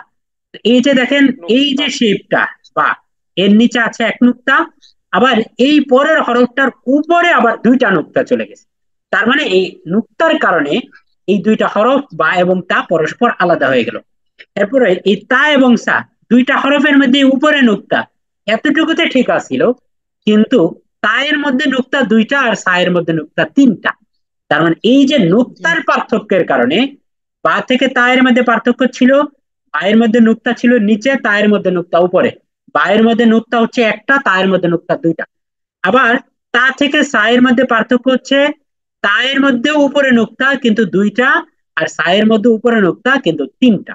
তার মানে দেখুন, এই যে বা তা সা, এই তিনটা হরফকে যে আমরা, এটাকে আমরা বা বলছি, এটাকে আমরা তা বলছি, এটাকে আমরা সা বলছি, কোন মানদণ্ডের কারণে বলছি? আমার এটা কি মন গড়া ভিত্তিতে বলছি, যে এটা আমার মন চাইলো এটাকে আমি বা বললাম, এটাকে মন চাইলো তা বললাম, এটাকে মন চাইলো সা বললাম? না, এটা একটা ক্রাইটেরিয়া, একটা শর্ত অনুযায়ী বলেছি। সেটা হচ্ছে বা এর মধ্যে এক নুক্তা থাকে নিচে, আর তা এর মধ্যে দুই নুক্তা থাকে, এবং সা এর মধ্যে তিন নুক্তা থাকে। তার মানে দেখুন, হরফ, এক হরফ থেকে আমরা আরেক হরফের যে পার্থক্য করব, এর মধ্যে আমরা দুইটা জিনিস পেলাম, দুইটা ভিত্তি পেলাম। এক নাম্বার ভিত্তি হচ্ছে এক হরফ থেকে আরেক হরফ পার্থক্য হবে আকৃতিগত দিক থেকে, অর্থাৎ আকৃতি, চেহারা সুরত দেখলেই বোঝা যাবে দুইটা আলাদা আলাদা। আর আরেকটা ভাবে পার্থক্য করা যায়, তা হচ্ছে হরফের নুক্তার বিচারে, অর্থাৎ এক হরফ থেকে আরেক হরফের পার্থক্য করা হবে নুক্তার সংখ্যার কম বেশি হওয়া নিয়ে, অথবা নুক্তা থাকা না থাকা নিয়ে। যেমন এখানে দেখেন, জিম হা খ, এই যে তিনটা হরফ, এই তিনটা হরফের আকৃতি একই রকম। এই যে এমন একটা আকৃতি, আকৃতি একই রকম, কিন্তু এখন এই আকৃতিটাকে আমি কোনোবার বলছি জিম, কোনো সময় বলছি হা, কোনো সময় খ। কিভাবে? যখন এই বিন্দু বা নুক্তা, এই নুক্তাটাকে আমি মাঝখানে দিচ্ছি, তখন এর নাম হয়ে যাচ্ছে জিম। যখন আমি নুক্তাটাকে উপরে দিচ্ছি, তখন নাম হয়ে যাচ্ছে খ। যখন আমি নুক্তা দুই জায়গা থেকে মিটিয়ে দিচ্ছি, তখন নাম হয়ে যাচ্ছে হা। অর্থাৎ নুক্তা না থাকলে নাম হয় হা, নুক্তা মাঝখানে থাকলে নাম হয় জিম, নুক্তা উপরে থাকলে নাম হয় খ। তার মানে দেখুন, নুক্তার পার্থক্যের কারণে এই হরফগুলোর পার্থক্য হয়ে গিয়েছে। তো এই বিষয়গুলো আমরা সামনে উদাহরণের সাথে আরো ভালো করে বুঝবো ইনশাল্লাহ তাআলা। তো এই বিষয়টাই এই সামনে এসেছে, যে আরবি বর্ণগুলো পরস্পর আলাদা হয় দুইটি ভিত্তিতে। একটা হচ্ছে আকৃতিগত বা রূপের দিক থেকে, চেহারা দেখলেই, রূপ দেখলেই বোঝা যায় যে এটাকে আলিফ নাকি এটাকে বা, এটাকে বা না তা, তা না সা, এই কোনটা একটা থেকে আরেকটা, এই পার্থক্যটা রূপ দেখলেই বোঝা যায়, আকৃতিগত দেখলেই বোঝা যায়। যেমন আলিফ বা, আলিফের আকৃতি একরকম, বা এর আকৃতি একরকম। দুই নাম্বার পার্থক্য করা যায় একই আকৃতির, কিন্তু নুক্তার বিবেচনায় পার্থক্য। যেমন বাতাসা, বাতাসা একই আকৃতির, একই রকম দেখতে, যে পুরা জমজ ভাই, কিন্তু পার্থক্য কি? বায়ের মধ্যে এক নুক্তা নিচে, তায়ের মধ্যে দুই নুক্তা, সায়ের মধ্যে তিন নুক্তা। এই হচ্ছে নুক্তার বিবেচনায় পার্থক্য। এবার আসুন, এই যে মানে আমরা পার্থক্যের দুইটা ভিত আমরা তৈরি করলাম, একটা হচ্ছে আকৃতিগত দিক থেকে পার্থক্য, আর একটা হচ্ছে নুক্তার বিবেচনায় পার্থক্য। এখন এই হরফের আকৃতিগত যে পার্থক্যটা আছে, এই পার্থক্যটাও দুইটা ভাবে করা যায় শেখার সুবিধার্থে। দেখেন, আরবি হরফের আকৃতিগত পার্থক্যকেও দুই ভাবে করা হয়। এক নম্বর হচ্ছে লেখার সুবিধার্থে পার্থক্য, আর একটা হচ্ছে শেখার সুবিধার্থে পার্থক্য। একটা হচ্ছে আমরা শিখবো, আর একটা হচ্ছে আমরা লিখবো। কারণ একটা ভাষাকে তখনই পূর্ণাঙ্গ রূপ দেওয়া যায়, বা তখনই আপনাকে বলা হবে যে আপনি একটা ভাষা ভালোভাবে শিখতে পেরেছেন, যখন আপনি সেই ভাষার চারটা ফর্ম আয়ত্ত করবেন। একটা হচ্ছে স্পিকিং, লিসেনিং, রিডিং, রাইটিং।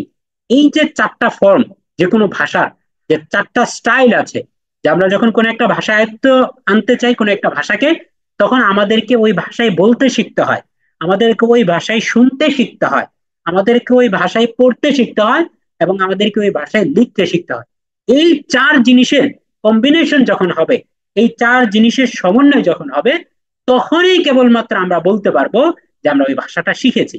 এই জন্য আমরা যে আরবি 29টি হরফ যে আমরা শিখবো কোরআনকে শুদ্ধ করার জন্য, এই 29টি হরফ শেখাটা তখনই পূর্ণাঙ্গ হবে যখন আমরা এটা বলতে পারবো যে আমি এই 29টি হরফ বলতে পারি, আমি 29টি হরফের উচ্চারণ শুনলেও বুঝতে পারি, আমি এই 29টি হরফ পড়লেও বুঝতে পারি, আমি 29টি হরফ খাতাতে লিখতেও পারি। এই বলা, পড়া, বলা, লেখা, শোনা, এই চারটা স্কিল যখন আমার অর্জিত হবে এই আরবি 29 হরফের উপরে, তখনই আমি বলতে পারবো যে আরবি 29টি হরফ আমার আয়ত্তে এসেছে। তো এই জন্য আমরা এই যে আরবি হরফের যে পার্থক্য গুলো করেছি, এই আকৃতিগত পার্থক্য, এটাকেও আমরা দুইটা মানদণ্ডে করেছি, একটা হচ্ছে শেখার সুবিধার্থে, আর একটা হচ্ছে লেখার সুবিধার্থে।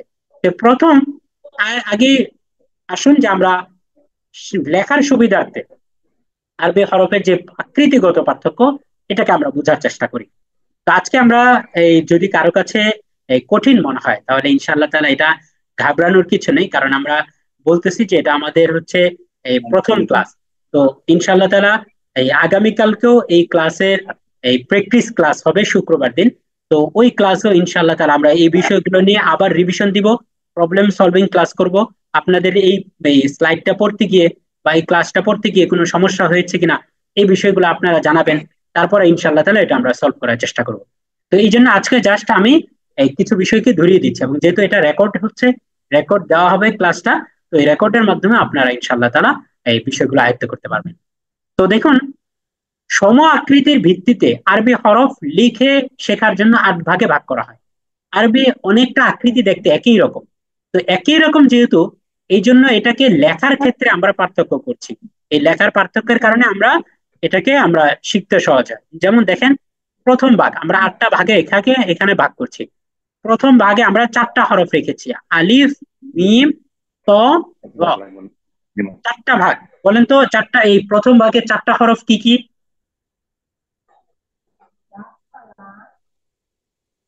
বলুন, 4টা হরফ কি কি প্রথম ভাগে লিখে শেখার জন্য?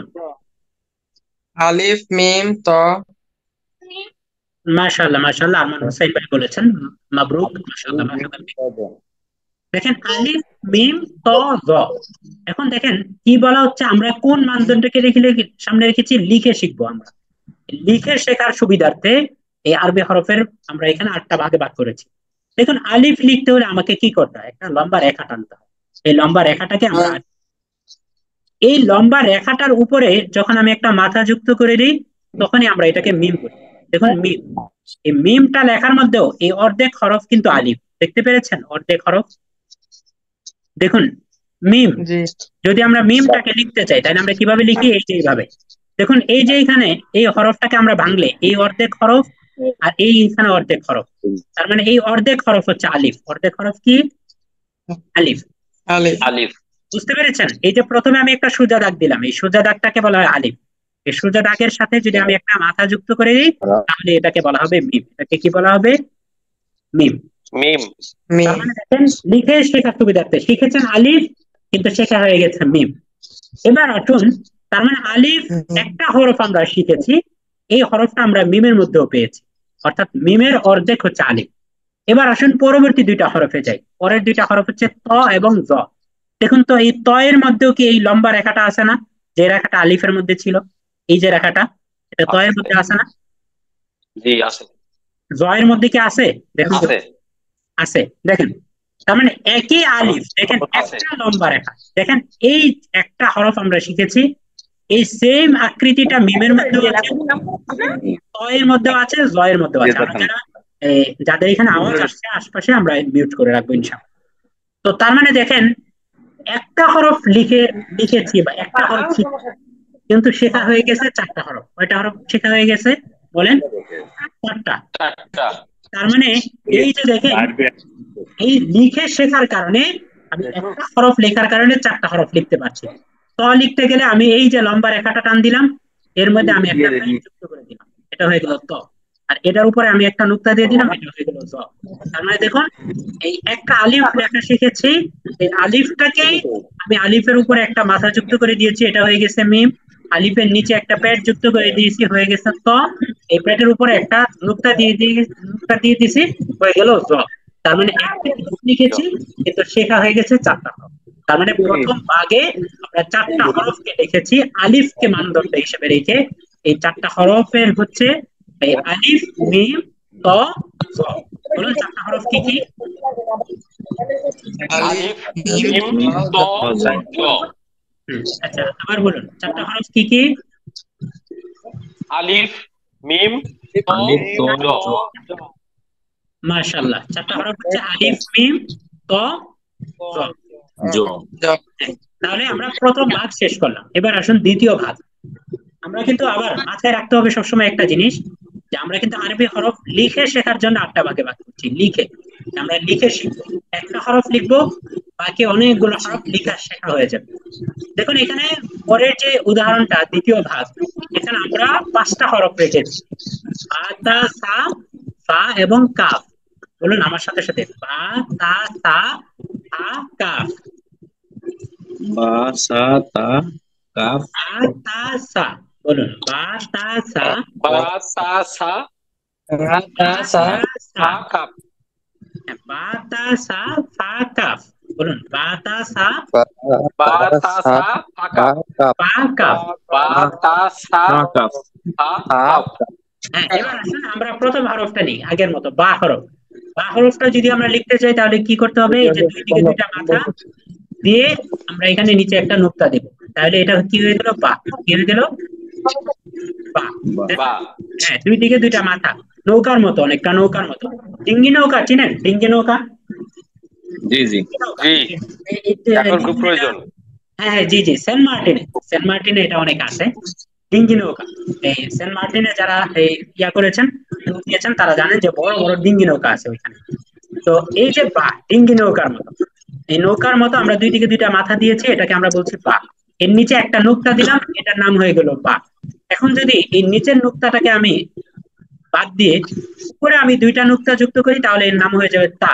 এর নাম কি হয়ে যাবে বলেন? তা, তা। তা। তাহলে দেখেন, আবার এর সাথে আমি যদি উপরে আরেকটা নুক্তা দিয়ে দিই, যে দিছি তা আবার আরেকটা দিই, আরো আরেকটা বাড়ায় দিই অতিরিক্ত ফ্রি, এটা যদি আমরা আরেকটা নুক্তা দিয়ে দিই, তাহলে এখানে 3টা নুক্তা হয়ে যাবে। এখন কি হয়ে গেল? তা। সা। সা, সা। তাহলে দেখেন, আমরা লেখলাম এক হরফ, লিখলাম ভা, বা। এর নিচে এক নুক্তা দিলাম, হলো বা। তারপর উপরে দুই নুক্তা দিলাম, হয়ে গেল তা। দিলাম আরেক নুক্তা বাড়ায়া 3 নুক্তা, হয়ে গেল সা। তার মানে এক হরফ লেখা শেখার কারণে বাকি আরো 2টা হরফ লেখা শেখা হয়ে গেছে। তার মানে এক হরফ শেখার মাধ্যমে আমরা আরো 2টা হরফ, মোট 3টা হরফ শিখে ফেলেছি।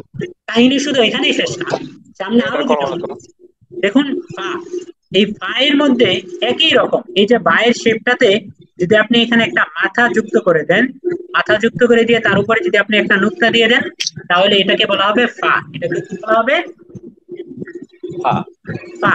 দেখুন ফা। কি বলা হবে, আমি আবার লিখি, আমি আবার সবগুলো ড্রয়িং মুছে দিই, সবাই শেখার সুবিধার্থে আমি এখানে এই লিখছি। দেখেন এই, দেখুন একটু খেয়াল করুন, আমার এতটুকু পর্যন্ত আগে আমরা বা লিখেছিলাম। আচ্ছা, আমি বা থেকে লিখি। এই, এটাকে আমরা কি বলছি বলেন তো? এটাকে আমরা কি বলছি? বা। বা। বা। দেখেন বা। এই যে দুই দিকে দুইটা মাথা, এই দুইটা মাথা নিচে একটা নুক্তা, এটাকে আমরা বলছি বা।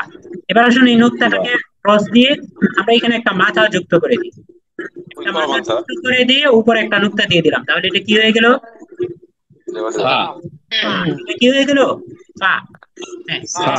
এই যে এই উদাহরণটাতে দেখেন, এই নিচের যে শেপ, এই যে বায়ের যে শেপ, এই শেপ কিন্তু একই রকম। তায়ের মধ্যেও বায়ের শেপ এক, জাস্ট উপরে নুক্তা 2টা। সায়ের মধ্যেও বায়ের শেপ এক, জাস্ট উপরে নুক্তা 3টা।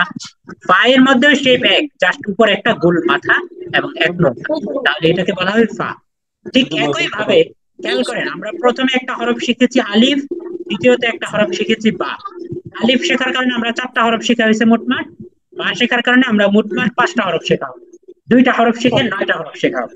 এবার দেখেন, এই বা এর মধ্যে যদি আমি আলিফটাকে এনে যুক্ত করে দিই, তাহলে এটা হয়ে গেল কাফ, এটা কি হয়ে গেল?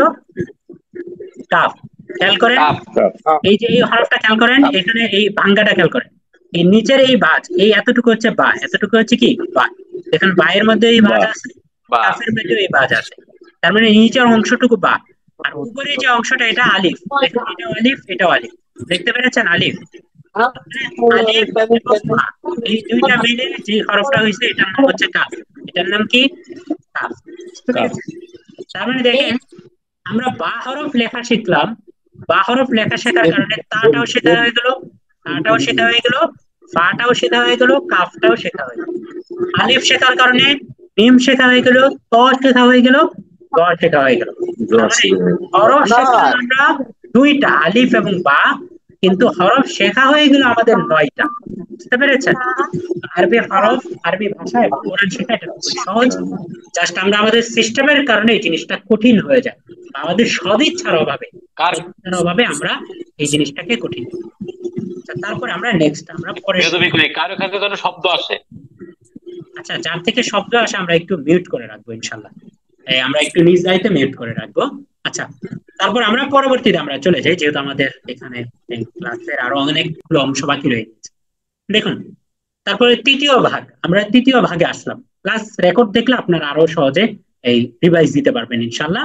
আর যদি তারপরে কোনো সমস্যা, আগামীকালকের প্র্যাকটিস এবং প্রবলেম সলভিং ক্লাসে তো অবশ্যই দেখা হচ্ছে। তো দেখেন তৃতীয় ভাগে আমরা 3টা হরফ রেখেছি 3টা হরফ লিখে শেখার জন্য। দেখুন এই যে এখানে এই যে একটা শেপ, আমি এই যে এইভাবে, দেখুন এই যে এখানে এই একটা মাথা, এটাকে নিচের দিকে একটা পেট, এই এই একটা মাথা, এই যে এইভাবে, এটাকে আমরা বলছি হা, এটাকে আমরা কি বলছি? হা। এই যে এটাকে হ্যাঁ আমরা কি বলছি? হা। এই যে এখানে একটা হ্যাঁ মাথা, নিচে একটা বড় পেট। পেট মানে হচ্ছে ওই যে বড়শি আছে না, বড়শি, বড়শির হুকের মতো। এবং হুক শব্দটা খুবই জনপ্রিয় বর্তমানে, কারণ হচ্ছে এখন অনলাইন বিজনেস এগুলোর যত গ্রোথ হচ্ছে, এই তত আমরা, এই যত অ্যাডভার্টাইজার বাড়তেছে অনলাইনে, মার্কেটার যত আসতেছে, তত অ্যাড কস্ট বাড়তেছে।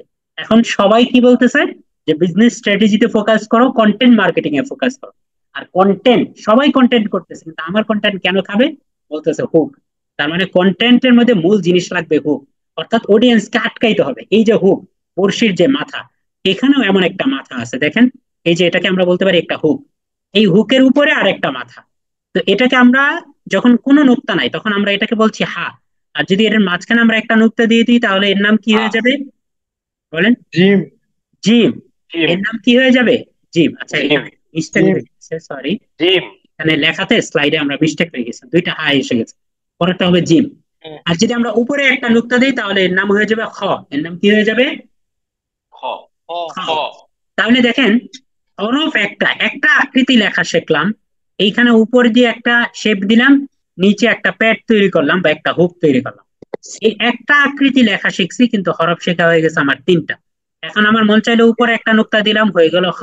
মন চাইলেও পেটে একটা নুক্তা দিলাম বা ভিতরে একটা নুক্তা দিলাম, হয়ে গেল জিম।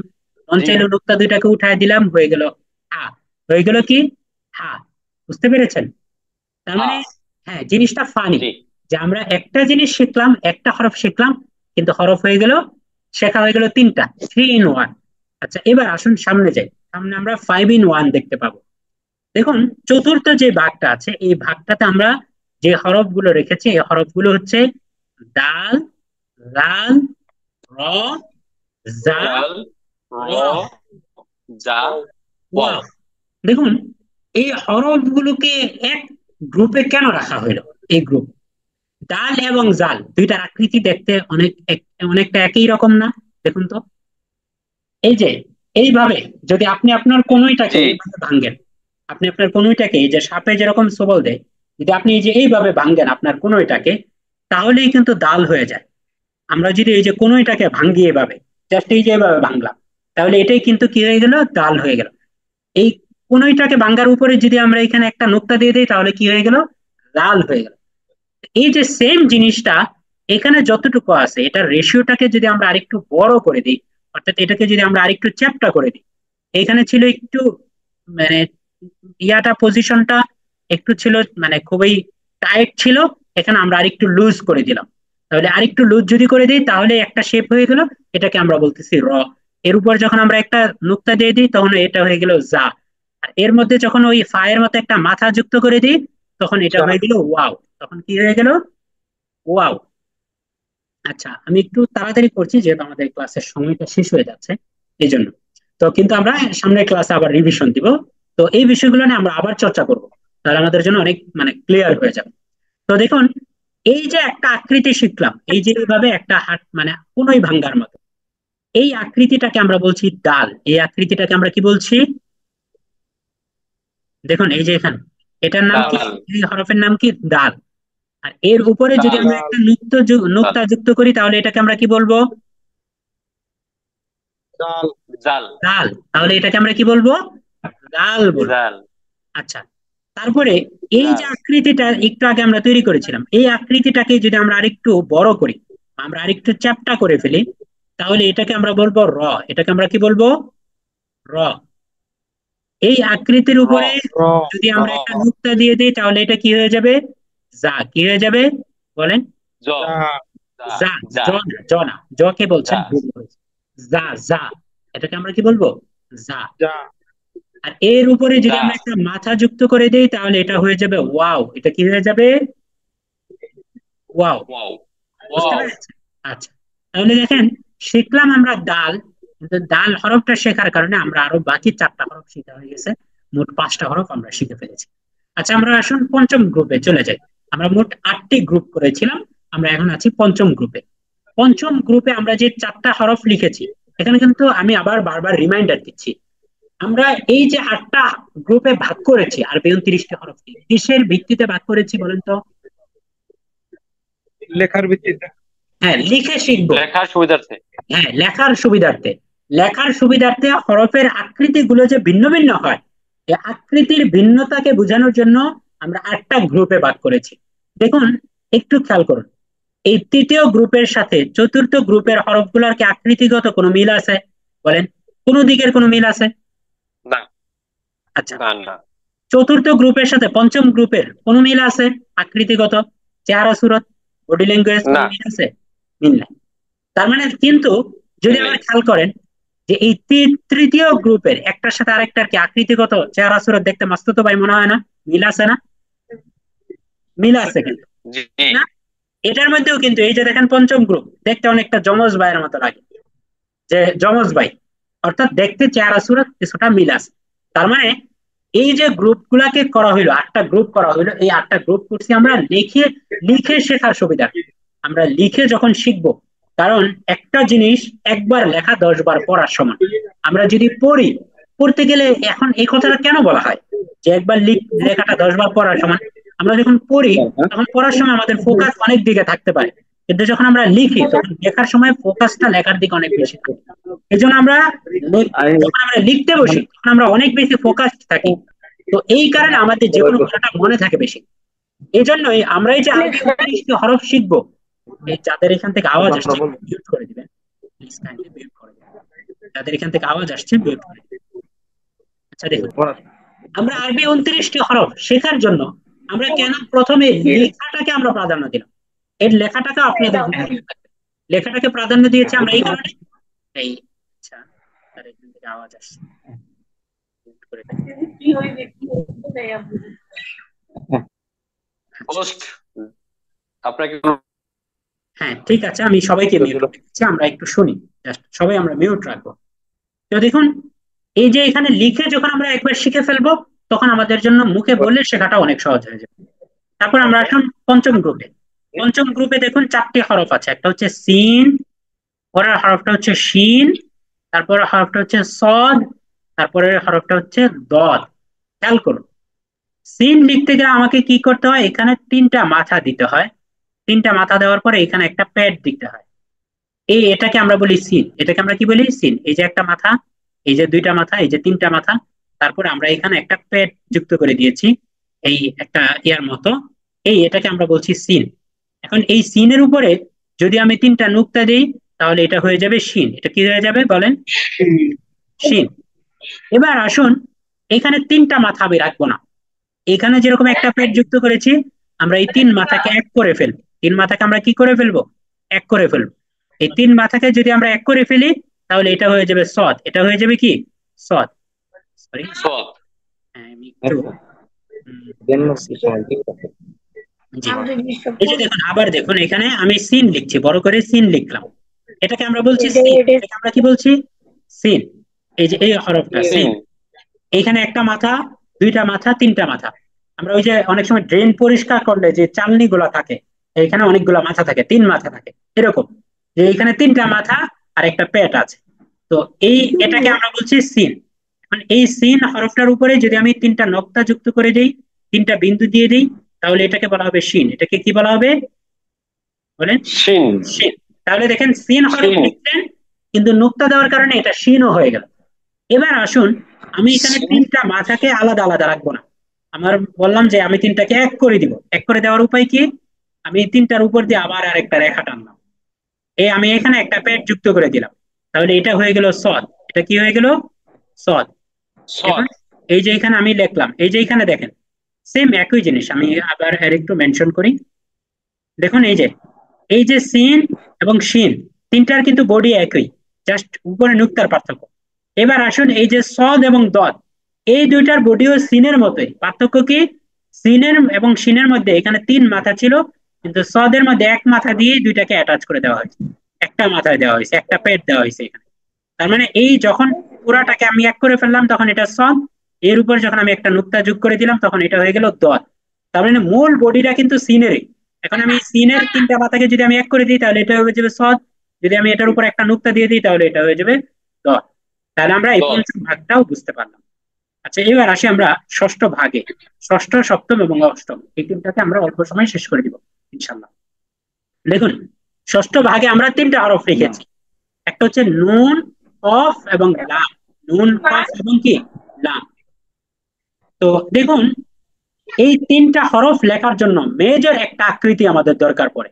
সেই আকৃতিটা কি, এই যে এরকম ভাবে আমরা একটা শেপ তৈরি করলাম, এরকম ভাবে একটা ওই যে মটকা বলে গ্রাম দেশে ধান রাখে, আগের কালে ধান রাখতো মাটির, এটাকে মটকা বলতো। তো এই মটকার মতো আর কি, বুঝতে পেরেছেন, কলসির নিচে যেরকম থাকে এরকম একটা গোল, তো এই মটকার মতো আমরা একটা আকৃতি তৈরি করলাম। এই একটা আকৃতি দিয়ে আমরা এই তিনটা হরফ বানাবো। কয়টা হরফ বানাবো বলেন? তিনটা হরফ। দেখেন, এই মটকার মাঝখানে যদি আমি একটা নুক্তা দিয়ে দিই তাহলে এই হরফের নাম কি হলো এখন বলেন তো? নুন। এই হরফের নাম কি হয়ে গেল বলেন? নুন। নুন। নুন। নুক্তা দেওয়ার কারণে এই প্রথম হরফ হয়ে গেল নুন। এবার আসুন, নুন। এই মাঝখানের এই হরকতটাকে কেটে আমি এখানে একটা মাথা যুক্ত করে দিলাম, মাথা যুক্ত করে দুইটা নুক্তা দিয়ে দিলাম, তাহলে এটাকে বলা হবে কফ। এটাকে কি বলা হবে? কফ। কফ। কফ। এই যে এই হরফটা কফ। কফ। এবার আসুন যে কফ। এই মাঝখানে মাথাটাও বাদ, উপরে আমি একটা আলিফ যুক্ত করে দিলাম, এই যে মটকাটা ছিল, মটকাটার উপরে আমি একটা আলিফ যুক্ত করে দিয়েছি, তাহলে এটা হয়ে গেল লাম। এটা কি হয়ে গেল বলেন? লাম। লাম। লাম। হ্যাঁ, এবার আসুন আরেকটু সুন্দর করে দেখাই, একটা মটকার মতো একটা আকৃতি দিলাম, এই আকৃতিটাকে আমি নুন বানাইতে হলে আমাকে কি করতে হবে বলেন তো? মাঝখানে নুক্তা দেওয়া লাগবে। মাশাআল্লাহ, মাশাআল্লাহ, মারহাবান বিকা, মাঝখানে একটা নুক্তা দেওয়া লাগে। আর যদি আমি কফ বানাইতে চাই, আরেকজন বলেন, কফ বানাইতে চাইলে আমাকে কি করতে হবে? এই আকৃতিটাকে কফ বানাইতে হলে মাথা মোটা করতে হবে এবং দুটো ফোঁটা দিতে হবে। একটা মাথা যুক্ত করতে হবে, এতক্ষণ মাথা ছিল না, শুধু বডি ছিল, এখন একটা মাথা যুক্ত করতে হবে এবং দুইটা নুক্তা দিতে হবে, বাস, তাহলে কফ হয়ে গেল। এবার বলেন যে এই আকৃতিটাকে আমি একটু মুছে দিই তাহলে আপনাদের জন্য বুঝতে সহজ হবে। হ্যাঁ, এখন এই আকৃতিটাকে যদি আমি লাম বানাইতে চাই তাহলে আমাকে কি করতে হবে আরেকজন বলেন তো? এই লাম বানাইতে চাইলে কি করতে হবে? আলিফ। হ্যাঁ, আলিফের পাশে দিতে আমাকে হবে। একটা আলিফ যুক্ত করতে হবে, একটা রেখা যুক্ত করতে হবে, তাহলে এটা কি হয়ে যাবে? লাম। করতে হবে। তাহলে শিখলাম আমি একটা হরফ, কিন্তু শেখা হয়ে গেলে তিনটা হরফ। তো এই হচ্ছে ষষ্ঠ গ্রুপ বা 6 নম্বর গ্রুপের হরফ। তিনটা। এবার আসেন পরের গ্রুপটাতে আমরা যাই। পরের গ্রুপে আমরা 7 নম্বর গ্রুপ, 7 নম্বর ভাগে আমরা তিনটা হরফ রেখেছি একই ভাবে। 1 নম্বর হরফ হচ্ছে হামজা, হরফ কি হামজা। 2 নম্বর হচ্ছে আইন, হামজা। হচ্ছে গইন। 3 নম্বর কি? আইন গইন। আইন গইন। গইন। তো এই তিনটা হরফের মধ্যে আকৃতিগত দিক থেকে এমন কোনো মিল আছে কিনা, মেজর যে অংশটাকে আমরা পিক করতে পারি, যে এমন কোন একটা আকৃতি মিলে কিনা, যে একটা আকৃতি 3 হরফের মধ্যে আছে, কে বলতে পারবেন? উপরের হামজার তিনটা মাথা। হামজার উপরে রাইট, রাইট, মাশাআল্লাহ, মারহাবা বিকুম। দেখেন, এই যে একটা আকৃতি, আমরা হামজাটাকে পিক করি। দেখেন, এই হামজা, হ্যাঁ হামজা এই হামজাটাকে আমরা নিলাম। এই হামজা, এখন এই যে আকৃতিটা, এই আকৃতিটাকে আমরা বলছি হামজা। এখন এর এই আকৃতিটাকে আমরা আইন বানাবো। আইন বানাইতে হলে আমাকে কি করতে হবে? ওই যে আমরা ইতিপূর্বে যেরকম একটা হুক যুক্ত করেছিলাম বর্ষির মাথার মতো, এমন যদি আমরা একটা হুক যুক্ত করে দিই এই হামজা এর সাথে, তাহলে এটা হয়ে গেল আইন। এটা কি হয়ে গেল? আইন। আর এর উপরে যদি আমরা একটা নুক্তা দিয়ে দিই, আইন তাহলে এই হরফের নাম কি হয়ে গেল বলেন? গইন। কি হয়ে গইন। গেল? গইন গইন। তাহলে দেখুন, হরফ একটা গইন হামজা, এই হামজার নিচে যদি আমি একটা হুক যুক্ত করে দিই বর্ষির মতো, তাহলে এটা হয়ে যায় আইন। যেমন পরের হরফ দেখতে পাচ্ছেন, এর উপর যদি আমি একটা নুক্তা দিয়ে আইন দিই, তাহলে হয়ে যায় গইন। হয়ে যায় কি? গইন।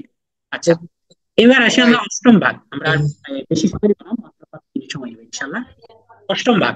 অষ্টম ভাগে আমরা দুইটা হরফ রেখেছি, যে দুইটা হরফ কোনো আকৃতির সাথে মিলে না, দুইটা একটু ভিন্ন, আলাদা, ভিন্ন গ্রহে।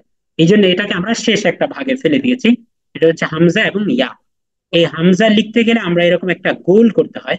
এই গোলটাকে, না সরি, হামজা বলছি, এখন হা, এটাকে আমরা কি হা, এই একটা গোল চিহ্ন দিলাম, এই যে এইভাবে একটু গোল করলাম, এটাকে আমরা বলবো হা। আর ইয়া লিখতে গেলে আমাদের এই যে এরকম একটা আকৃতি দিতে হয়। অর্থাৎ ইতিপূর্বে আমরা যেরকম ভাবে হামজা লিখেছিলাম, হামজার যে মাথাটা ছিল এই এরকম মাথা, আর আমরা যে নুন লিখেছিলাম, এই নুন বা এর যে নিচের শেপটা ছিল এই শেপ, এই দুইটা মিলে আসলে ইয়াটা হয়। তো এই মোট 8 ভাগ, এই 8 ভাগে আমরা লিখে শেখার সুবিধার্থে আমরা এখানে এই হরফগুলোকে আমরা 8টা ভাগে ভাগ করেছি। এই 8টা ভাগকে আপনারা বুঝতে পেরেছেন সবাই? জি, আচ্ছা, ইনশাআল্লাহ। জি যাক, জি, এই বুঝতে কারো কাছে পেরেছি। কি এই কঠিন মনে হচ্ছে কিনা তো বলেন তো? না, কঠিন মনে হয় না। না, ইনশাল্লাহ। ইনশাল্লাহ, ইনশাল্লাহ, খুবই সহজ।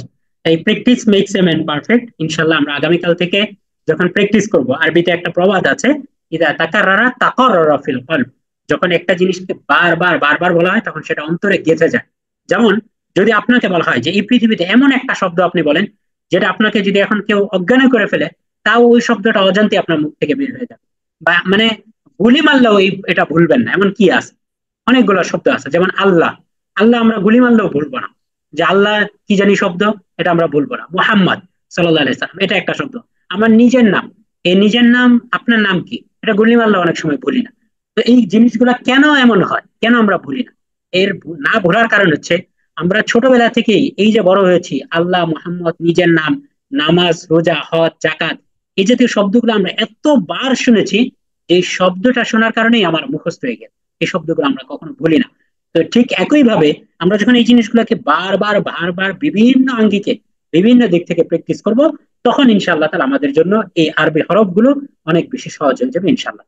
এবার আসুন আমরা এই সামনে আমরা আরো কিছু বিষয় একটু দেখে নিই। যদি আজকে এই ক্লাসে পুরো পিডিএফটা শেষ করা যাবে কিনা, এটা সমস্যা। আচ্ছা, আমি একটু সংক্ষেপে আমি একটু ব্রিফ করি যে আমাদের এই ক্লাসের বাকি স্লাইড গুলোতেও কি আছে, তাহলে ইনশাল্লাহ এটা আগামীকালকে কিছুটা কভার করার চেষ্টা করা হবে, যেহেতু আমাদের ক্লাসের টাইম একদমই শেষের দিকে। তো দেখুন, এখানে পরবর্তীতে আছে যে সম আকৃতির ভিত্তিতে আরবি হরফ চেনার সুবিধার্থে এই আরবি হরফটাকে একটা ছকে সাজানো হয়েছে। দেখুন, এখানে আকৃতির আমরা একটু আগে যে পার্থক্য করেছি, এখানে আমরা এই যে হরফ আলিফ, এটার আকৃতি একরকম, বাতা ফায়ের আকৃতি একরকম, জিম হা ফায়ের আকৃতি একরকম, দাল জালের আকৃতি একরকম, এরকম যেগুলোর আকৃতি কাছাকাছি, এই হরফগুলোকে পাশাপাশি রেখে এখানে একটা ছকে দেওয়া হয়েছে, যেন আপনাদের জন্য এই জিনিসটা আয়ত্ত করতে সহজ হয়। এটা আমরা ইনশাআল্লাহ তাআলা আগামীকালকে দেখবো আর একটু বিস্তারিত ভাবে। তারপরে আমরা এই পড়েছিলাম দ্বিতীয় যে পদ্ধতি, আমরা এখানে আরবি হরফ দুইটা, একটা আরবি হরফকে আরেকটা আরবি হরফ থেকে পার্থক্য করার জন্য আমাদের দুইটা ক্রাইটেরিয়া ছিল, দুইটা শর্ত ছিল। একটা ছিল আকৃতিগত পার্থক্য হইতে হবে, আর 2 নাম্বার ছিল নুক্তার দিক থেকে পার্থক্য হইতে হবে। এখন নুক্তা কি জিনিস, এটা কি খায় না মাথাতে? আগে তো আমাকে নুক্তা চিনতে হবে, তাইলে না আমি এই নুক্তা দিয়ে একটা হরফকে আরেকটা হরফ থেকে আলাদা করতে পারবো। এই জন্য আমরা এই পরবর্তী স্লাইডের, এই স্লাইডের পরের অংশে আমরা রেখেছি নুক্তার পরিচয়। অর্থাৎ আমরা হরফের আকৃতিগত পার্থক্য আমরা চিনলাম, এবং এই ছক দিয়ে আমরা প্র্যাকটিসও করলাম। তারপর আমরা রেখেছি নুক্তার পরিচয়। নুক্তার পরিচয়ের পরে এই নুক্তার কারণে আরবি হরফগুলো পার্থক্য হয়, 3টা ভাগে ভাগ হয়। দেখুন, নুক্তা যুক্ত হরফ 15টা, অর্থাৎ নুক্তা আছে নুক্তা নাই, এই দিক থেকে আরবি হরফগুলো আলাদা হয়ে যায়। নুক্তা যুক্ত হরফ হচ্ছে 15টা, আর নুক্তা ছাড়া হরফ হচ্ছে 14টা। 14টা, তার মানে 29টা। দেখুন, তার মানে নুক্তা যুক্ত হরফ হচ্ছে 15টা, নুক্তা ছাড়া হরফ হচ্ছে 14টা। এই নুক্তা যুক্ত হরফ 15টার মধ্যে আবার ভাগ আছে, কোনোটা আছে 1 নুক্তা, কোনোটা আছে 2 নুক্তা, কোনোটা আছে 3 নুক্তা। তো এই যে নুক্তার পার্থক্য, এইগুলো আমরা দেখবো ইনশাআল্লাহ তাআলা। তো তারপর আমাদের একটা ক্লাস অ্যাসাইনমেন্ট ছিল। তো যাই হোক, যেহেতু অ্যাসাইনমেন্টটা লিখিত অ্যাসাইনমেন্টটা ছিল হচ্ছে এই নুক্তার উপর ভিত্তি করে, ওটা যেহেতু আমরা করি নাই এই অ্যাসাইনমেন্টটা বাদ, কিন্তু ভিডিও অ্যাসাইনমেন্টটা আমরা করব। ভিডিও অ্যাসাইনমেন্টটা কি, যে আরবি 29টি হরফ মুখস্থ করে সঠিক উচ্চারণ সহ ভিডিও করে এলিম লার্নিং কোরআন শিক্ষা কোর্স এর যে ফেসবুক গ্রুপটা আছে আমাদের প্রাইভেট গ্রুপ, এই গ্রুপ। তো আজকে আমরা এই ক্লাসটা শেষ করে দিচ্ছি, জাস্ট এই ভিডিও অ্যাসাইনমেন্টটা একটু বুঝিয়ে দিই। দেখুন, আমরা এখানে লাইভ ক্লাস কেন করছি? আমরা রেকর্ডেড ক্লাসেই তো করতে পারতাম, কিন্তু আমরা লাইভ ক্লাস কেন করছি? লাইভ ক্লাস করছি যেন আমাদের ফেস টু ফেস শিখতে সহজ হয়, আমরা যেন এই বলে বলে দেখে দেখে আমরা যেন শিখতে পারি, আমাদের জন্য ক্লাসের মধ্যে আমাদের এই যে অ্যাটাচ থাকা বা আমরা যুক্ত থাকাটা যেন খুব সহজ হয়। তো এই জন্য আপনাদের যে কোনো কনফিউশন থাকলে ওটা আপনি জিজ্ঞাসা করতে পারবেন, বা কোনো সমস্যায় পড়লে সেটা আপনি বলতে পারবেন, এটাকে সলভ করা যাবে। এই জন্যই লাইভ ক্লাস। এখন আমাদের যদি কোরআনটা আমরা খুব ভালো করে শিখতে চাই, তাহলে অবশ্যই এখানে আমাদেরকে একটা লেনদেন করতে হবে। তা শুধু এখানে আমরা একটা ক্লাস করলাম, তারপরে আপনার আর কোনো খোঁজ খবর নাই, আপনি প্র্যাকটিস করলেন না, বা আপনি কতটুকু শিখতে পারছেন এটা আপনি আমাদেরকে জানালেন না, বা আমরা বুঝতে পারলাম না, আপনার আদৌ কোনো ভুল হচ্ছে কিনা না সঠিক হচ্ছে সেটাও আপনি বুঝতে পারছেন না, তাহলে কিন্তু আপনার শেখাটা মানে সঠিক হবে না। এই জন্য আমাদের কি করতে হবে, এখানে আমাদের এলিম লার্নিং কোরআন শিক্ষা কোর্স নামে আমাদের ফেসবুকে প্রাইভেট একটা গ্রুপ আছে, সেই গ্রুপে আপনারা যারা, আচ্ছা আমি সবাইকে mute করে দিই। তারপরে আমি আবার সবাইকে unmute করবো ইনশাআল্লাহ। আমি মিউট করে দিচ্ছি। আচ্ছা, জি, আমি মিউট করে দিলাম, তারপর আবার সুযোগ দিবেন ইনশাআল্লাহ আনমিউটে। আমরা এই যে ফেসবুক গ্রুপটা আছে, এই ফেসবুক গ্রুপের মধ্যে আমরা এই যে 29টা হরফ, আজকের যদি আমরা ক্লাস সামারি করি যে আমরা কি কি শিখতে পারলাম, দেখুন আজকে আমরা মোটামুটি অনেকগুলো জিনিসে শিখেছি। আমরা আরবি 29টি হরফের পরিচয় শিখেছি, নাম শিখেছি, উচ্চারণ শিখেছি। কতটুকু শিখেছি সেটা বিষয় না, আমরা শিখেছি, ইনশাল্লাহ শিখবো, আরো ভালো করে সামনে শিখবো, অনেক টিপস এবং ট্রিক্সকে সামনে রেখে শিখবো। আর আরবি হরফের আকৃতিগত পার্থক্য আমরা 8টা গ্রুপ বা 8টা ভাগে আমরা শিখেছি লেখার সুবিধার্থে। তো এই জিনিসগুলোর উপরে এই যে যতটুকু নুক্তার পরিচয় আগ পর্যন্ত, এই ক্লাসের পিডিএফটাও আপনাদেরকে দিয়ে দিব ইনশাআল্লাহ তাআলা। এই ক্লাস শেষে হোয়াটসঅ্যাপ গ্রুপে পেয়ে যাবেন। আর যদি আপনাদের এই ক্লাসে যারা যুক্ত আছেন তারা যদি এখনো কেউ হোয়াটসঅ্যাপ গ্রুপগুলোতে অ্যাড না থাকেন, তাহলে অবশ্যই অ্যাড হয়ে নেবেন ইনশাআল্লাহ। আর যারা ফেসবুক গ্রুপ থেকে যুক্ত হয়েছেন, তো ইনশাআল্লাহ তাআলা, আর এই যে লিঙ্কটা, এই একই লিঙ্ক থাকবে, যদি মাঝখানে ক্লাস টাইম শেষ হয়ে গিয়ে আমাদের লিঙ্ক চলেও যায়, একই লিঙ্কে এই ঠিক টাইমে আপনারা জয়েন হয়ে যাবেন। তো আমরা এই নুক্তার পরিচয় আগ পর্যন্ত, নুক্তার পরিচয় থেকে ইনশাআল্লাহ আমরা আগামী ক্লাসে শুরু করব, অর্থাৎ আগামীকাল শুক্রবার রাত 9টা থেকে। এই নুক্তার পরিচয় আগ পর্যন্ত যতটুকু পড়া হলো এতটুকু আপনি নিজে একবার রিভাইজ দিবেন, একবার রিভিশন দিবেন, এই পিডিএফ স্লাইডটাকে সামনে রেখে একবার একটু পড়বেন, পড়ে তারপরে আপনি একটা ভিডিও করবেন। কারণ আপনি যদি ভিডিও করে আমাদেরকে না দেখান, তাহলে কিন্তু আপনার ভুলটা আপনি নিজে বুঝতে পারবেন না। নিজের ভুল কখনো নিজে ধরা যায় না। আপনি যদি আমাদের গ্রুপে একটা ভিডিও দেন, আপনি যদি গ্রুপে বলেন, তাহলে অন্যরা দেখে বুঝতে পারবে যে আপনার এই হরফের সমস্যা হচ্ছে, আপনার এই জায়গায় সমস্যা হচ্ছে, সে ধরিয়ে দিতে পারবে। আর আমরা কোরআন শিখতে এসেছি, খায়রুকুম মান তাআল্লামাল কোরআন ওয়া আল্লামা, এই হাদিস আমরা সবাই জানি, যে এই পুরো পৃথিবীর মধ্যে সর্বশ্রেষ্ঠ ওই ব্যক্তি যে নিজে কোরআন শিখে এবং অন্যকে শেখায়। তার মানে শ্রেষ্ঠ বলা হচ্ছে সবচেয়ে ভ্যালুয়েবল পারসন এই in the world, whole world, পুরো পৃথিবীতে সবচেয়ে গুরুত্বপূর্ণ, সবচেয়ে সম্মানিত ব্যক্তি হচ্ছে যে কোরআন শিখে এবং অন্যকে শেখায়। তার মানে শেখাটাকে এখানে সবচেয়ে বেশি প্রায়োরিটি দেওয়া হচ্ছে, কোরআন শেখাটাকে এখানে সম্মানের মুকুট পরানো হচ্ছে শুধুমাত্র শেখার কারণে। কারণ যখন আমি শিখবো তখন আমি সম্মানিত হব, যখন আমি শেখাবো তখন আমি সম্মানিত হব। তার মানে এই কোরআন শেখাটাকে খুবই সম্মানের জিনিস, সম্মানের মানদণ্ড ধরা হচ্ছে। তার মানে এই শিখতে গিয়ে আমাদের লাজ লজ্জার কোনো কারণ নাই, যে আমার বয়স 40, আমার বয়স 50, আমার বয়স 25, আমি জব করি, আমি এই করি সেই করি, আমি গ্রাজুয়েটেড, কোনো পার্থক্য নাই। এই এলেম অর্জনের জন্য বয়সের কোনো সীমা রেখা নাই, লাজ লজ্জার কোনো বিষয় নাই। এই জন্য আমরা এখানে সবাই শিখতে এসেছি। আমারও ভুল হতে পারে, আমি আপনাদের থেকে শিখবো, আপনারা আমি আপনাদেরকে শেখানোর চেষ্টা করবো। আমরা মিলেমিশে শিখবো ইনশাল্লাহ। কোনো লাজ লজ্জা রাখবো না। এবং এই জন্যই যেন আমাদের এই হরফের উচ্চারণগুলো আরবি শেখাটা যেন অনেক বেশি ইফেক্টিভ হয়, এই জন্য আমরা ভিডিও করব। এই ভিডিও করে আমরা ফেসবুক গ্রুপে আপলোড দিব। এটা হচ্ছে আপনাদের আগামীকালকের অ্যাসাইনমেন্ট থাকবে। আগামীকাল ক্লাসের আগে আমরা ইনশাল্লাহ তাআলা এই কাজটা, এই হোমওয়ার্কটা জমা দেওয়ার চেষ্টা করব। তো এই আরবি 29টি হরফ, এটাকে মুখস্থ করবেন, নামগুলোকে কয়েকবার পড়বেন। পড়ার পরে এটাকে আপনি একটা মোবাইল সামনে রেখে, কিচ্ছু লাগবে না, জাস্ট আপনি যেখানে আছেন ওখানে একটা মোবাইল, তো সবারই আছে, সবাই তো মোবাইল দিয়ে এখানে জয়েন করেছেন বা ল্যাপটপ দিয়ে জয়েন করেছেন। জাস্ট আপনি ক্যামেরাটা ওপেন করেন, আপনি স্লাইডটাকে ওপেন করেন, ওপেন করে বা যাদের প্রিন্টার আছে আপনার প্রিন্ট করে নিতে পারেন সুবিধার জন্য। আর আমাদের ইনশাআল্লাহ তাআলা এটার বইয়েরও কাজ চলছে, কাজ শেষ হলে আপনারা বইটাও সংগ্রহ করতে পারবেন, এই আধুনিক পদ্ধতিতে কোরআন শিখি। তো আপনি তখন সামনে নিয়ে আরবি 29টা হরফ পড়েন, একবার করে উচ্চারণ করেন। এবং এই যে 8টা ভাগ দেওয়া হলো, 8টা পার্থক্য দেওয়া হলো, এই 8টা পার্থক্যকে আপনি কিভাবে বুঝেছেন আপনি এটাকে একটু লিখুন একটা খাতার মধ্যে। 8টা ভাগে এই আরবি হরফগুলোকে লিখুন, 29টা হরফকে লিখুন, লিখে আপনি ফেসবুক গ্রুপে আপনি একটা পোস্ট দিন। তাহলে অন্যরা দেখতে পারবে, বা যারা আমাদের অ্যাডমিন প্যানেল আছে তারা দেখতে পারবে, বা আমরা ভুল ধরিয়ে দিতে পারবো। আমি সময় দিয়ে আমি ইনশাল্লাহ তাআলা আপনাদের এই ভুলগুলো ধরিয়ে নিব, আমাদের সাপোর্ট অ্যাডমিনরা ভুলগুলো ধরিয়ে নিবে। তো এইভাবে আপনার শেখাটা সহজ হবে। আর এই ক্লাসের যে সারাংশটা হলো এটাও আপনারা জানাইতে পারেন ফেসবুক গ্রুপে কেমন হলো, এবং এই ক্লাসটি কেমন লাগলো তাও আমাদের ফেসবুকে একটা পোস্ট দেওয়া হবে ক্লাস শেষে, ওই পোস্টও আপনারা আপনাদের মতামত জানাতে পারেন। এই ছিল আজকের আমাদের টোটাল ক্লাস। যেহেতু পুরো ক্লাসটা শেষ করা গেল না, এখানে প্রথম ক্লাস, তো এই জন্য আমরা আসলে এখানে এই অর্ধেকটাকে আমরা কভার করেছি। আর ইনশাআল্লাহ তাআলা আমরা আগামী ক্লাসে আমরা বাকি পুরো জিনিসটাকে আমরা কভার করব। যারা এই ক্লাসে ছিলেন না তাদের টেনশনের কোনো কারণ নেই, কারণ পুরো ক্লাসটা রেকর্ড হচ্ছে। ইনশাআল্লাহ তাআলা রাতের মধ্যে ইউটিউবে আমাদের ইলম লার্নিং উস্তাদ সাদিক মানসুর নামে আমাদের একটা ইউটিউব চ্যানেল আছে। তো এই চ্যানেলটা আপনারা সাবস্ক্রাইব করে নেবেন, ওই চ্যানেলের মধ্যে আমাদের এই ভিডিওগুলো আপলোড হয়ে যাবে, এবং হোয়াটসঅ্যাপ দুইটা গ্রুপেই আমাদের এই ভিডিও লিঙ্কটা দিয়ে দেওয়া হবে। এখন আমি সবাইকে আনমিউট করছি, যদি আপনাদের কোনো কথা থাকে তাহলে ইনশাআল্লাহ তাআলা বলতে পারেন।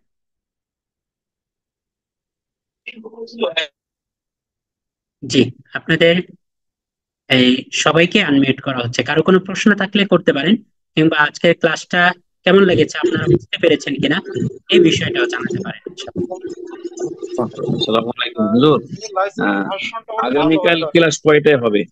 রাত 9টায় ক্লাস হবে আমাদের। আচ্ছা, আমি একটু আমাদের এই আয়োজনটা সম্পর্কে বলে নিই। আমাদের এখানে ইলম লার্নিং থেকে এই কয়েকটি কার্যক্রম চলমান, এর মধ্যে আজকে আমরা যেটাতে যুক্ত হয়েছে এটা হচ্ছে এই কোরআন শিক্ষা কোর্স। অর্থাৎ এখানে আমরা সপ্তাহে 2 দিন লাইভ ক্লাস হবে, এই যে এরকম স্লাইড আকারে আমরা লাইভ ক্লাস করবো সপ্তাহে 2 দিন। অর্থাৎ সপ্তাহে 2 দিন আমরা কিছু নিয়ম শিখবো, এই নিয়মের আলোকে আমরা প্র্যাকটিস করবো। কিন্তু দেখুন, এই যে আজকের ক্লাস রাত 9টা থেকে নিয়ে 11টা পর্যন্ত, প্রায় 1.5 ঘন্টা হয়ে যাচ্ছে, তারপরে কিন্তু আমরা একটা স্লাইড শেষ করতে পারি না। তো তার মানে বোঝা গেল যে আমরা একটা ক্লাসে কভার করা সম্ভব না।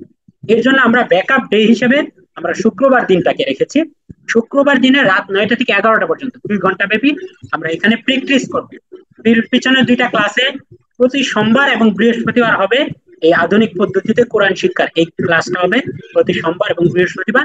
আর এছাড়াও সপ্তাহের অন্যান্য দিন লাইভে কোরআন অনুধাবন এই কোর্স আছে, তারপরে আধুনিক এই কোরআনের ভাষা আরবি শিখি এটার কোর্স আছে, ওইগুলার আলাদা ক্লাস হয়। এবং তাজবিদ মাস্টার ক্লাস নামে অ্যাডভান্স তাজবিদেরও একটা কোর্স আছে, ওটাও চলমান আছে। তো ওইগুলো অন্যান্য দিন হয়। আর আমাদের এই কোর্সটা হবে শুধুমাত্র সপ্তাহের সোমবার এবং বৃহস্পতিবার রাত 9টা থেকে নিয়ে 10:30 পর্যন্ত। আজকে প্রথম ক্লাস বিদায় একটু মানে টাইম কিছু বেশি নেওয়া হয়েছে, তো 1.5 ঘন্টা ব্যাপী ক্লাসটা হবে। আর এটার প্র্যাকটিস ক্লাস হবে শুক্রবার দিন রাত 9টা বাজে, আগামীকালকে রাত 9টায় ইনশাআল্লাহ। আজকের ক্লাস নিয়ে আর কারো কোনো প্রশ্ন আছে কিনা, বা ক্লাসটা কেমন লেগেছে বা বুঝতে পেরেছেন কিনা, বা কোনো কঠিন লেগেছে কিনা এই বিষয়ে জানাতে পারেন যদি কেউ জানাতে চান। হুজুর আমি আসসালামু আলাইকুম। ওয়ালাইকুম আসসালাম। জি, লিটন ভাই ইনশাআল্লাহ তাআলা কথা বলবেন। লিটন ভাই। সবাইকে আন্তরিক ধন্যবাদ এবং শুভেচ্ছা। আল্লাহর অশেষ মেহেরবানিতে আপনার সৌজন্যে বা আপনার উসিলায় আমরা পবিত্র কোরআন সহি এবং শুদ্ধভাবে পড়তে পারবো সেই প্রত্যাশা রাখছি। এবং আপনার লেখার এবং বলার যে উচ্চ পর্যায়ের শিক্ষণীয় বিষয় সেটি আমরা প্রথম ক্লাসেই অনুধাবন করতে পারছি, অন্ততপক্ষে এটা আমার ক্ষুদ্র জ্ঞানে বলছে। এবং আমরা আপনার প্রতিটি ক্লাসে সংযুক্ত থেকে সহি শুদ্ধভাবে পবিত্র কোরআন তেলাওয়াত শিখবো, করতে পারবো সেই প্রত্যাশা রাখছি এবং সেই সাথে আপনার খাস দিলে দোয়া প্রার্থনা করছি। জাযাকাল্লাহ লিটন ভাইকে অসংখ্য শুকরিয়া। চমৎকার বলেছেন। ইনশাআল্লাহ তাআলা আমরাও চাই যে আমরা এই মাসের মধ্যে ইনশাআল্লাহ তাআলা আমরা 1 মাসের মধ্যেই কোরআনটা রিডিং পড়তে পারবো শুদ্ধ করে ইনশাআল্লাহ তাআলা। আমরা এতটুকু প্রত্যাশা করছি যদি আপনারা সাথে থাকেন। তো ইনশাআল্লাহ তাআলা যারাই কোরআন সংগ্রহ করেছেন কিংবা কোরআন সংগ্রহ করেননি, শেখার ক্ষেত্রে কোনো পার্থক্য হবে না। শেখাটা যে কোনো কোরআন দিয়ে আমরা এমন ভাবে শিখবো, এখানে পুরো পৃথিবীতে আপনি যেখানেই যান, তাদের দেশে গেলেও সেখানেও যদি কোরআনের একটা ভিন্ন কপিও থাকে যে লেখার আকৃতি ভিন্ন রকম, ওই কোরআনও ইনশাআল্লাহ তারা পড়তে পারবে। অর্থাৎ আমরা একদম মানে হিসাবেও আমরা ইনশাআল্লাহ তারা শিখবো। কোনো যে এই কোরআন দিয়ে আপনি পড়তে পারবেন বা ওই কোরআন নিলে পড়তে পারবেন, আমাদের অনেকের এরকম একটা টেন্ডেন্সি থাকে যে নুরানি কোরআন দিয়ে কি পড়তে পারে, হাফিজি কোরআন কলিকাতা ফন্টে পড়তে পারে, উসমানী ফন্টে পড়তে পারে না, তাহলে তো আপনার কোরআন শেখাটা গুণাঙ্গ হলো না। আমরা ইনশাআল্লাহ তাআলা এই নেক্সট ক্লাসগুলোতে পুরো পৃথিবীতে যতগুলো ভাষায় যতগুলো ফন্টে কোরআন লেখা হয়, প্রত্যেকটা ফন্টকে আমরা সামনে এনে ওই প্রত্যেকটা ফন্টের মধ্যে কি কি পার্থক্য, এই ফন্ট গুলাকেও আমরা ইনশাআল্লাহ তাআলা প্র্যাকটিস করব। যেন আপনার সামনে যদি উসমানী খত্তে লেখা কোরআন আসে তো আপনি পড়তে পারবেন, দেওয়ানি খত্তে লেখা কোরআন আসলে ওটাও আপনি পড়তে পারবেন, খত্তে রুকিয়া এই যেটা বর্তমান পৃথিবীতে সবচেয়ে বহুল ব্যবহৃত আরবি যে লেখার স্টাইলটা সবচেয়ে আধুনিক স্টাইল, ওই খত্তে রুকিয়াটাও আপনি পড়তে পারবেন। আবার কোরআনের যে ফন্ট, আরবিতে ফন্টকে খত বলা হয়, কোরআনের ফন্টও আপনি পড়তে পারবেন। তো ইনশাআল্লাহ তাআলা যুক্ত থাকুন, কোরআন শেখার স্বপ্ন ইনশাআল্লাহ হবে। আর এছাড়াও আগামীকাল রাত 9টায় আমাদের এই প্র্যাকটিস ক্লাস হবে আধুনিক কোরআন শেখার। যারা এই ক্লাসে যুক্ত হয়েছিলেন সকলকে আন্তরিক শুভেচ্ছা এবং মোবারকবাদ জানাচ্ছি। জাযাকুমুল্লাহু খাইরান, আহসানাল জাযা। আমরা মজলিসের দোয়া পড়তে পড়তে আমরা এই ক্লাসটা শেষ করি। সুবহানাল্লাহি ওয়া বিহামদিহি, আমার সাথে সাথে বলুন। তাহলে এরকম বলবে যে এই দোয়াটার ফজিলত হচ্ছে, আমরা এই যে 1.5 ঘন্টা ছিলাম এখানে অনেক কথা হয়তো বা আল্লাহ না করুক এমন কিছু কথা বের হয়েছে যে কথার কারণে গুনাহ হইতে পারে, বা এমন অনেক কথা বের হয়ে গিয়েছে যেটার কারণে হয়তো বা কেউ অসন্তুষ্ট হতে পারে। আল্লাহ তাআলা এই পুরো মানে মজলিস বা পুরো বৈঠক পুরো ক্লাসে ভুল ত্রুটিগুলো যেন মাফ করে দেন। আমরা এই দোয়াটা করি, সুবহানাল্লাহি ওয়া বিহামদিহি, সুবহানাকাল্লাহুম্মা ওয়া বিহামদিকা আশহাদু আন লা ইলাহা ইল্লা আনতা আস্তাগফিরুকা ওয়া আতুবু ইলাইক। আল্লাহ তাআলা আমাদের সকলের প্রচেষ্টাকে কবুল করুন, এই কোরআনের কুফলে আমাদের সকলকে লেগে থাকার তৌফিক দান করুন। আমিন। আমিন। আসসালামু আলাইকুম ওয়া রাহমাতুল্লাহ।